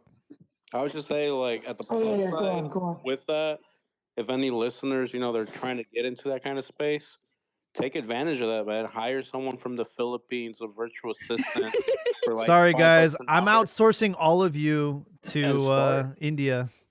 Yeah, Dude, start your own content, start your own podcast, your own website, whatever, and just outsource it for $5 an hour. Pay him $7 an hour. Shit, I want to Now know, they what do you think of Chicharito? And I had this issue with an Argentine friend, with an Argentine colleague. He was the Argentine colleague was I calling don't Cruz think Azul, Nigerians to do the show. was calling Cruz Azul los cruzados. Told them they're not the fucking no son los pinches cruzados. Es la máquina cementera o celeste, no son cruzados. No sé dónde sacaste esa mamada. Low-key they are though. Low-key they are cruzados. That's They are no funny. cruzados. I haven't really heard it. It's what it's máquina It's celeste unintentionally cementeros. funny. But fucking, I don't know. It's just yeah. Or like what Máquina de Cementerio from cementerio? burying their fans' hopes. They keep burying their fans' hopes in. No. One time I read an article from a Venezuelan writing about Canelo. He had no fucking clue, but hey, that fucking article cost them like fucking 25 cents, and they fucking got a lot of clicks. Shit. Damn, dude. I think you gave us a great idea because I would low-key To pay. outsource? You're gonna outsource the show? We're gonna At least one episode. In either Nigeria or India. this is the Mexican. Just write the script. Mexican soccer It took me 10 show. minutes. The Mexican soccer show. We brought to you just went through this. the Mexican soccer show brought to you by Amuniki Kiyasu. Amuniki Kanu. It'll be $50 well spent. No, they won't say he's Nigerian. They'll say he's Jaime. He's They're pretending to be us. So. Oh, He's gonna talk man. like Michael Blackson. Man. Michael Blackson? Oh shit! You ever heard about Michael Blackson?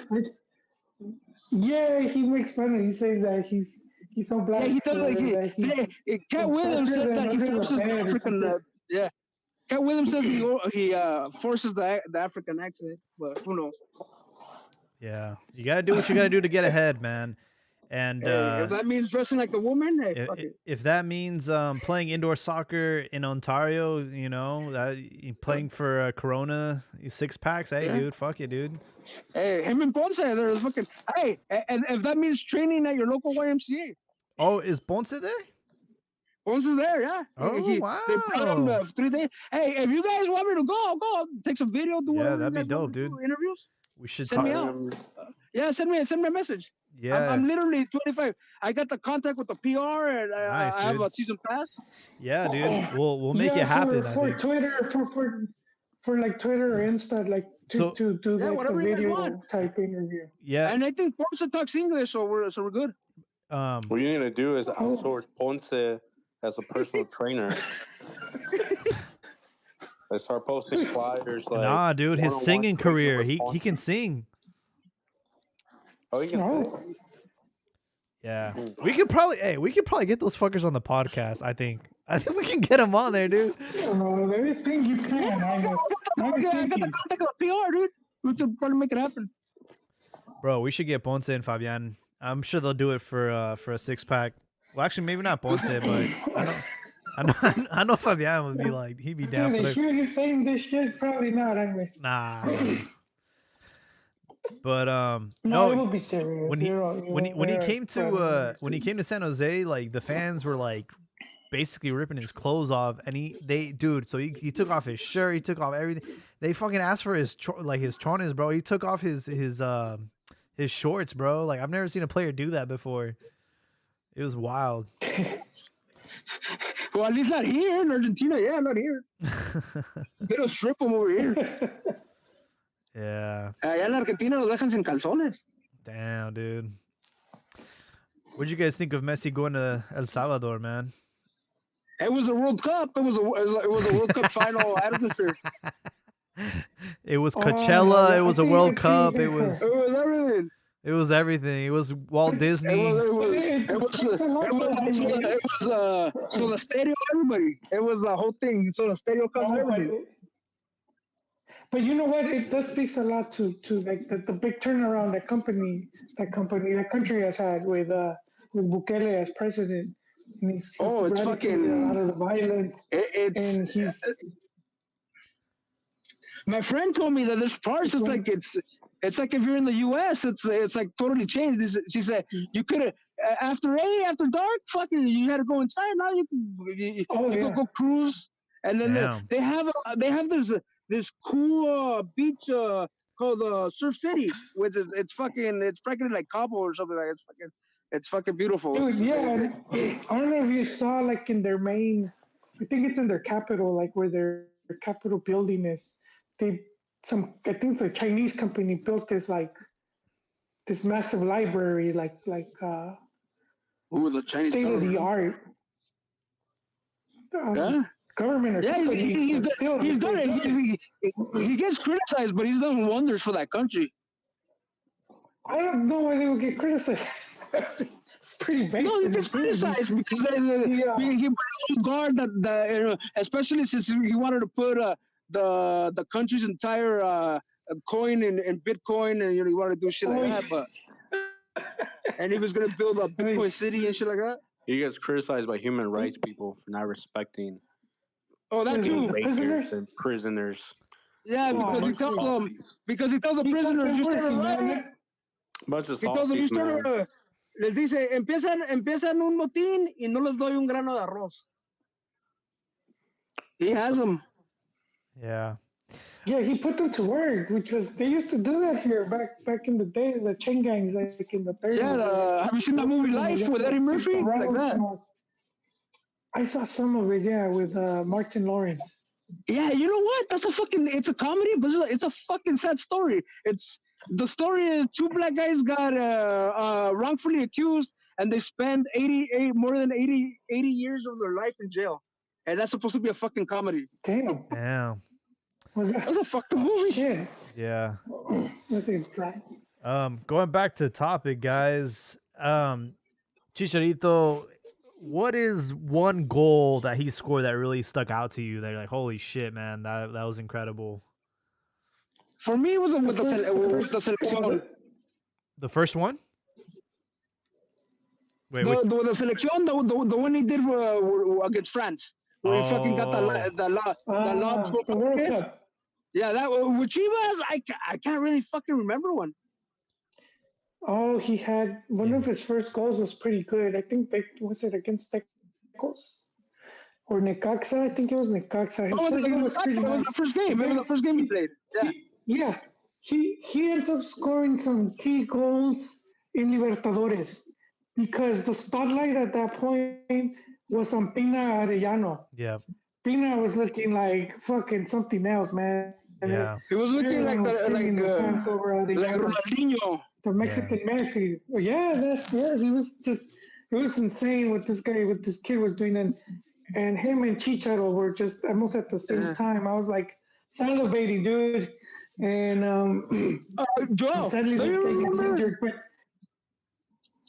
Joe, do you remember prior to the 2010 World Cup, ESPN made a series with Gillette about the young promising stars from Mexico, and it was Chicharito, and it was fucking Arellano.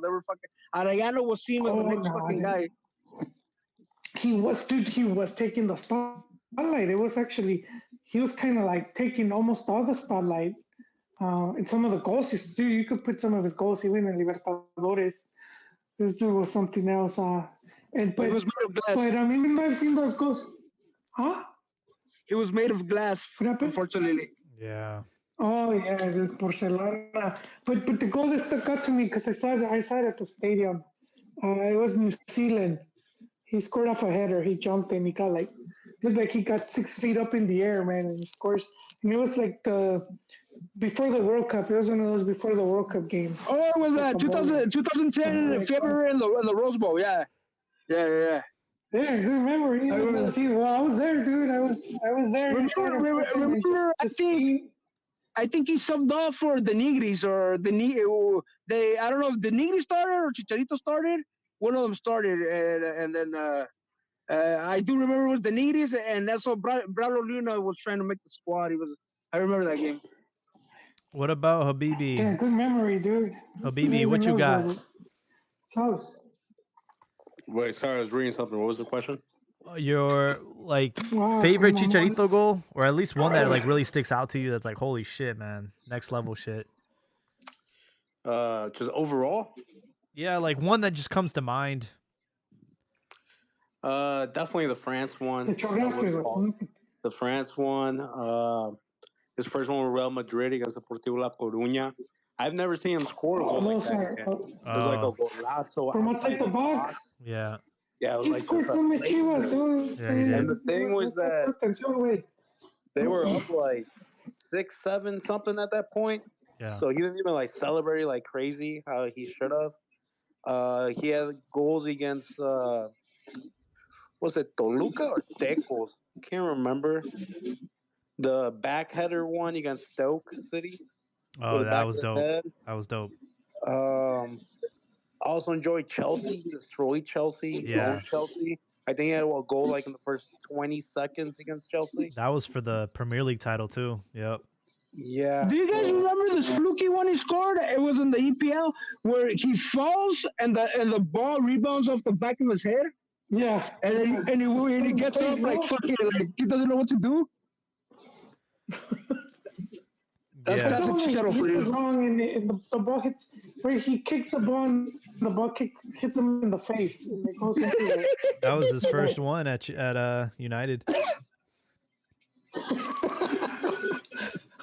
Yeah, there's a couple that come to mind for me at Chivas. We were losing to Tecos, and he comes in, sets up I think Alberto Medina with an assist. And then he ends up just taking the game over and tying the game with a golazo. And then, like, to win the game, he scored again. Like, it was like one of the. I still get goosebumps about that one, dude. Because, like, he literally, like, that's what you knew, right? I was like, holy shit, this dude just literally, like, flipped the script on Tecos and, like, Jaime, were you like in the Matrix when they're watching Neo? I was they're just in the like, spaceship and they're watching them fight those what are they called? And he's like, he is the one. yeah, dude. When he did that, I was like, holy shit. And then when he went to United, I think there was a couple that really stick out. One was the backwards header for sure. Like that shit is just like, who does that, bro? Like it was insane.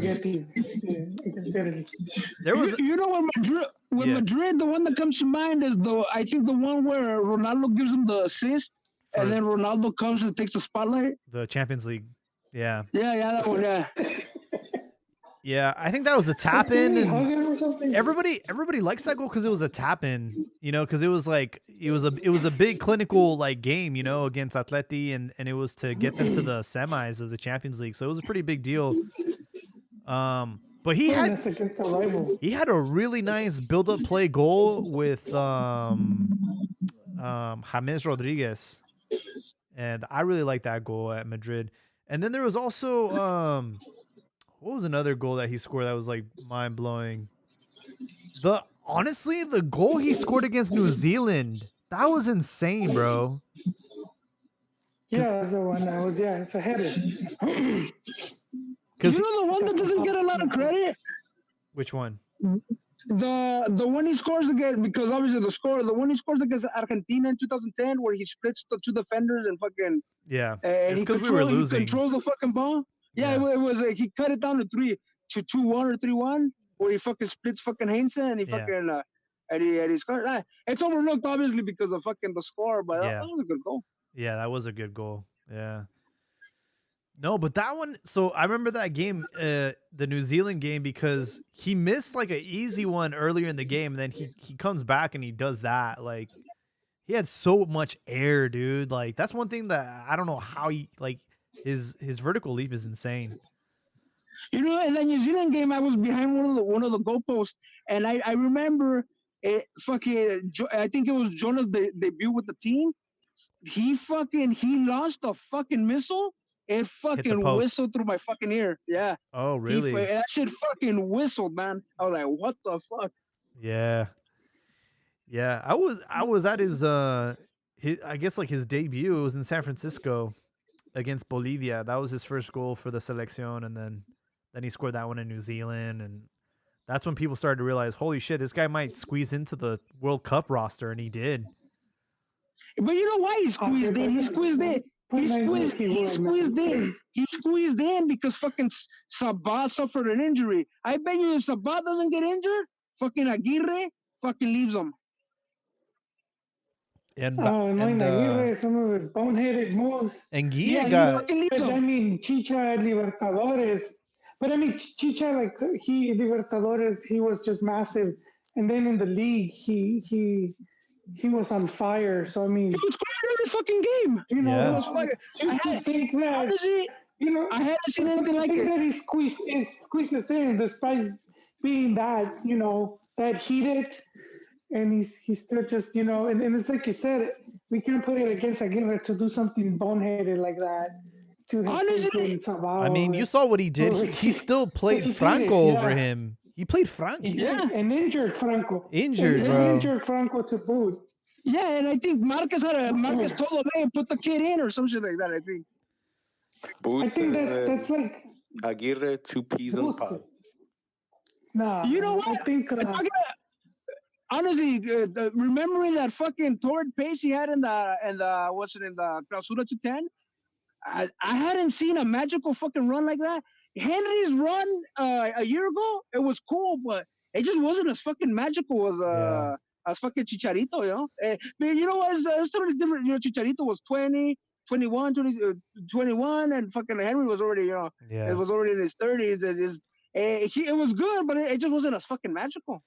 You know what's crazy is, like, everyone thinks about his debut against Necaxa, but he got his debut with Ascarbota. Yeah, with Juarez or something. It was Juarez. It was like a random. Yeah, it was a fundraiser game after fucking Stan. But it wasn't official. It wasn't an official, but he threw him out there. An exhibition. Yeah. It was an exhibition. He was like 16, 17. Yeah. Yeah. Well, that's why he wanted to retire. And to think that was in 2005. So imagine to think like you're barely getting your actual start like 4 years later, bro. That must be. And Joel, do you think in 2009, guess who was a Chivas player that was designated to come to Chivas USA? Who? Chicharito. Chicharito was no way. He was my friend. No I worked with Chivas USA at the time, and my friend told me, "Parece que vamos a agarrar a Chicharito," and I was like, "What?" And ultimately, Chicharito didn't. He said they fucking sell him or something. He didn't want to come to MLS. Was this before he blew up? It was 2009 because I remember in the Interliga 2009. I was walking across the Chivas. The Interliga 2009. Carlos Ochoa, Interliga no? 2000. Was that when we had Carlos Ochoa? Yeah, bloopers. Yeah, bloopers. Yeah, I remember it was blue, and I remember it was a doubleheader with America and Chivas, so it was fucking packed. I remember walking across the bench and fucking and just fucking coming walking past them, and then my friend tells me that during that time he was supposed to come to Chivas USA, but he wasn't having it. Shit, dude, we were in the same stadium. I was just in the little press box. That's crazy. We were in the fucking. We were probably having the same 99-cent fucking sandwiches in the press box. Did you ever meet Luis Bueno? Yeah, Luis Bueno. He lost like 1 million pounds, no? he was like 500 pounds or something. It's like a marathoner now. Yeah, he was the Chivas beat writer, and then they let him go, and he wanted the job back. I worked alongside of him. So I I was know at it the was stadium a lot. okay.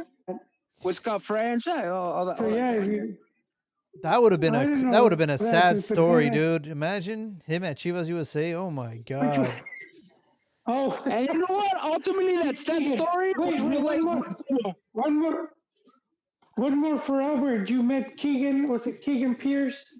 He's the guy that gave me my. He's the guy that gave me the internship, and I'd rather Oh not shit, talk about pinche el that. tote. Yeah, güero, hablaba un español Quarterback. perfecto. Yeah, He he looked had been in like Andy Argentina. Dalton. He looked like Andy Dalton con un español. Perfecto. Yeah, that dude. Yeah, I he was my talked to him advisor. a I'd lot. rather not talk about that guy. I don't really like that guy. I started thinking about, because you talk about Chicharito, his dad and his grandfather were players, and he's hijo de papi, and even then he still struggled to get his start, and he considered retiring, and the thing that makes me wonder is how many other kids have had a similar fate, but they didn't have the luck that Javier had, but had the talent. We're just discarding these players. Chicharito himself said that one of the reasons he was not given a chance was because people were taking that to heart, that he was el nieto de Balcázar y el hijo. Yeah. They were taking that to heart, and they were fucking saying, okay, we're not gonna fucking play you. So he says that worked. In other cases, it might work for you, but that worked against them. Yeah, he had a chip on his shoulder, probably. Yeah. Yeah, I think that's crazy though, because I know that there's a lot of talent in Mexico, and I mean you see it. Chivas winning all the youth tournaments, and then you wonder where are these fuckers at, dude? None of them really make it to the first team. Short season, man. They fucking fall off. I blame short season. Look, it's a short season. There's too much fucking pressure. There's no process. Yeah.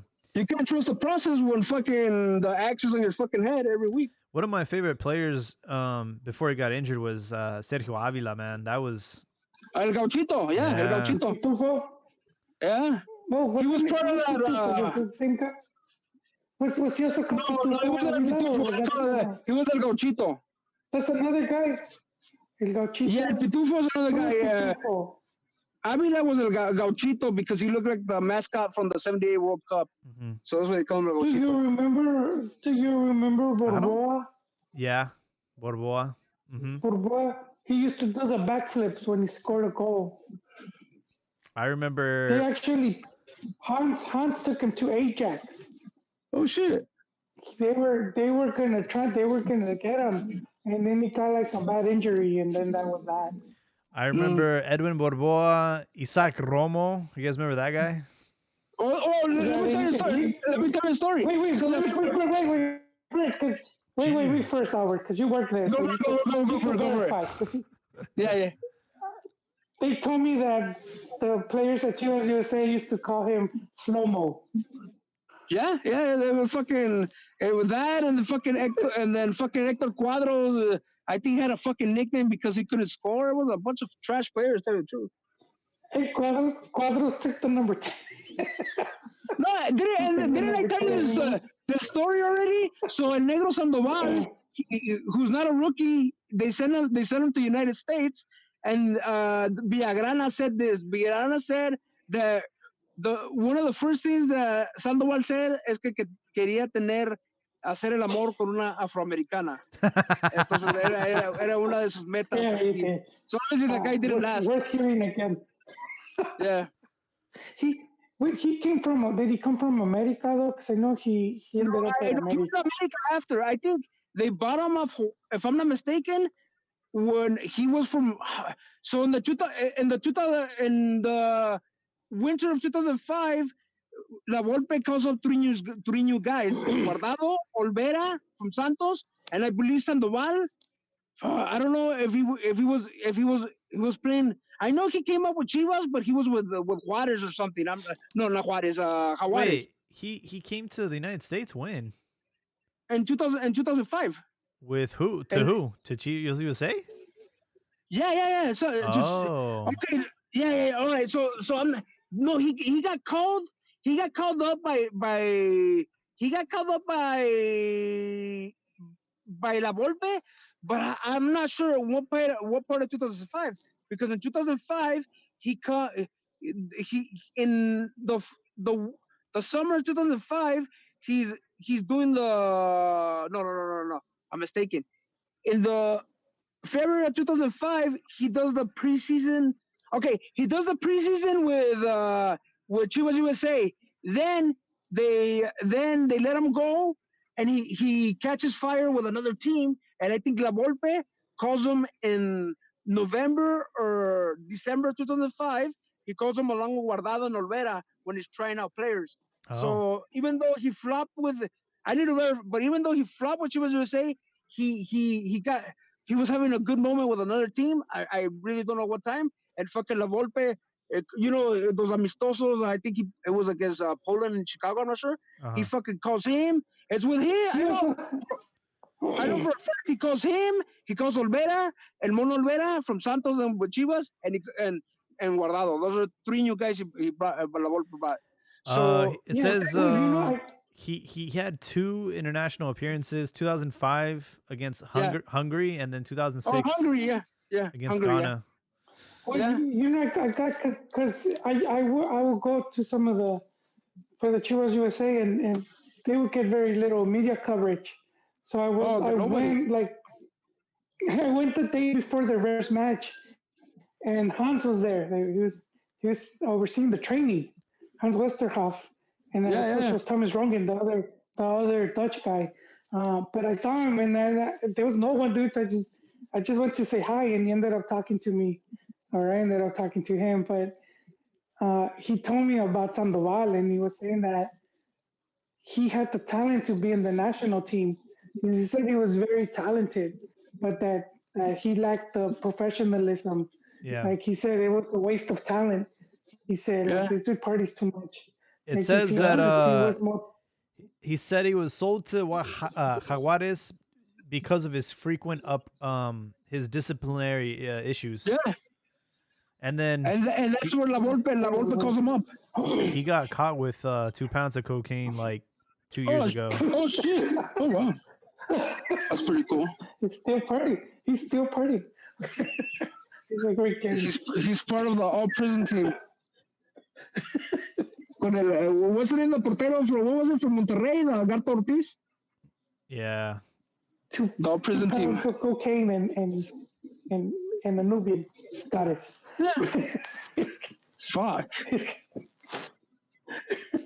He's doing lines of everybody. Yeah. Fucking Maradona. There was I don't know if you guys remember this guy, but I really liked him as a player. He used to be called Magic Mendoza from Chivas. I think. No, I don't remember him.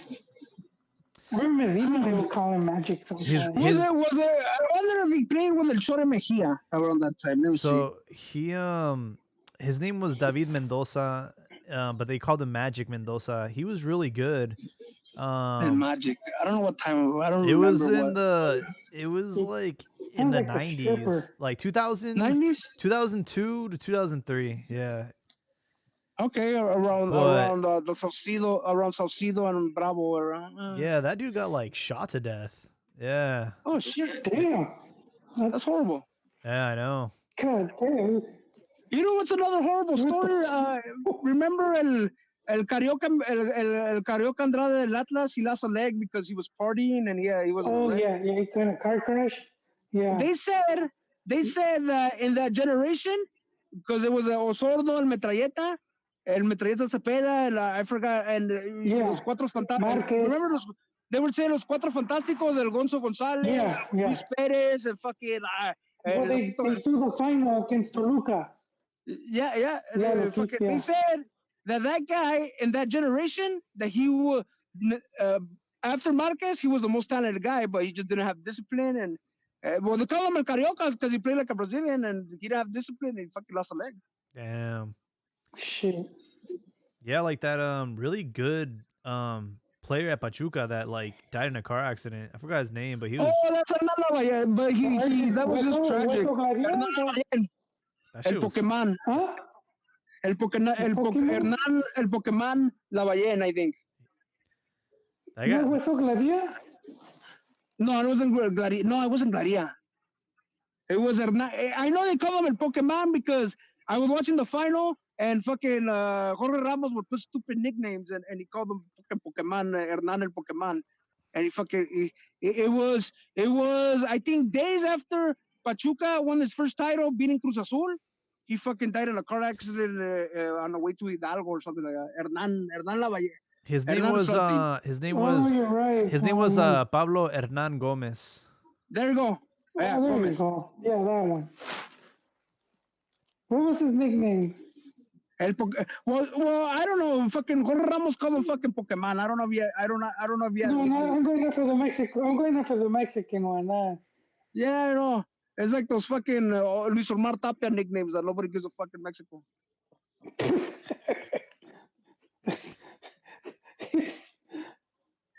Yeah, dude. You know, you do one thing and you're fucked. Like that's gonna be your nickname for the rest of your life. Well, like fucking Trophies, like his error was looking like a guy's girlfriend, and then he was fucking stuck with Trophies. Yeah, I used to play pickup games on Sundays, and there was this guy, and I never knew his real name, but they used to call him Tanga. So that's all we did. That's all I called him.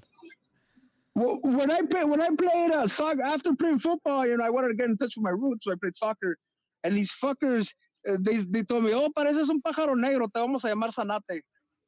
And these fuckers called me fucking Sanate for fucking my 4 years there. Oh my god. I'm like, llámame Cuervo, no, Sanate. All right, whatever.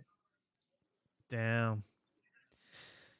Well, folks, we're at like 2 hours. Definitely want to put a bow tie on tonight's episode, but yeah, I want to leave you guys the opportunity to share your hot take for the night. Well, my hot take is Chiva Nation should celebrate the return of the prodigal son. I mean, Absolutely. the guy is a fucking top 3. Fucking, he's right there behind Hugo and Rafa. I mean, fucking look. I mean, Real Madrid, Bayern, West Ham, fucking Man U, fucking played in as a fucking.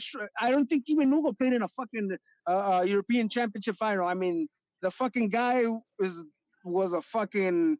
He did shit that we wish fucking guys were doing right now. And I mean, as a Chiva fan, it's it's welcome home, and hopefully he scores a couple goals and maybe get La Trece or some shit like that. I hope so too. We were doing a poll earlier, Albert, that he's gonna score over 10 goals. What do you think? Honestly, I think 5 is wishful thinking. He's coming back. Hopefully Okay. at least it gives us 5. Okay, fair enough. Habibi, you still with us? What's your hot take for the night? You know, I don't really have a hot take. I would just go ahead and say that glad the move is finally confirmed. Want to see what Gago does around Jornada 6, 7 before I start giving an opinion. So far, I mean, the team looks good. It looks good playing wise. I know the results aren't there, but the team isn't playing bad. It looks promising. I think if they buy into his system and the team gets that unity going, I think they can be dangerous. And then I want to give a shout out to, Real Madrid star Fernando Hierro for actually making moves, making things happen, unlike some bums named Ricardo Pelas and his believers, Joel and Jose. Damn. So, I'm glad we have some Real Madrid legends taking care of Chivas, such as Gago, Hierro, Chicharito. It seems that Chivas needs that Real Madrid DNA, so let's make the magic happen, baby. Love that. Yes.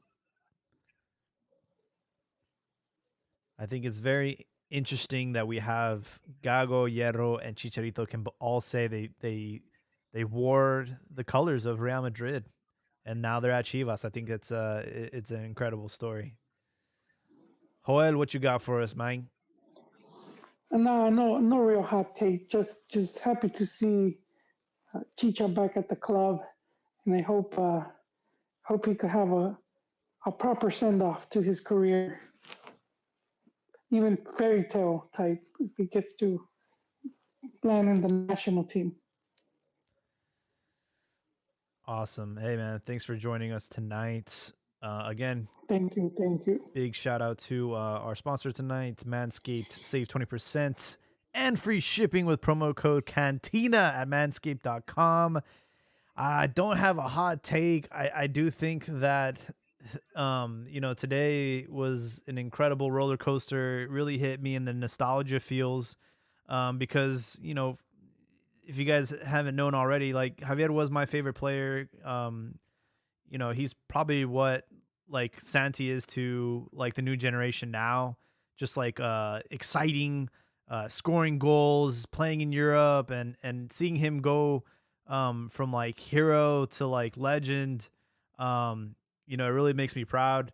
I even went to go see him when he was out there in Europe. I went backpacking and caught him a few times out there. So I've had the honor and pleasure to see him live in Europe and here in the States. And I think it's an incredible moment for Chivas and Chivas history. I really do think he's gonna do great things here and hopefully bring us some silverware that we desperately need.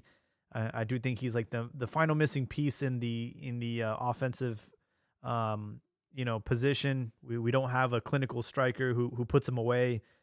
This team creates a lot of chances. They dominate possession. They dominate the game, but they just haven't had someone that can just put them away every single time. And I think he adds that factor to the mix. But want to wish y'all a very good night and hope everyone is doing well.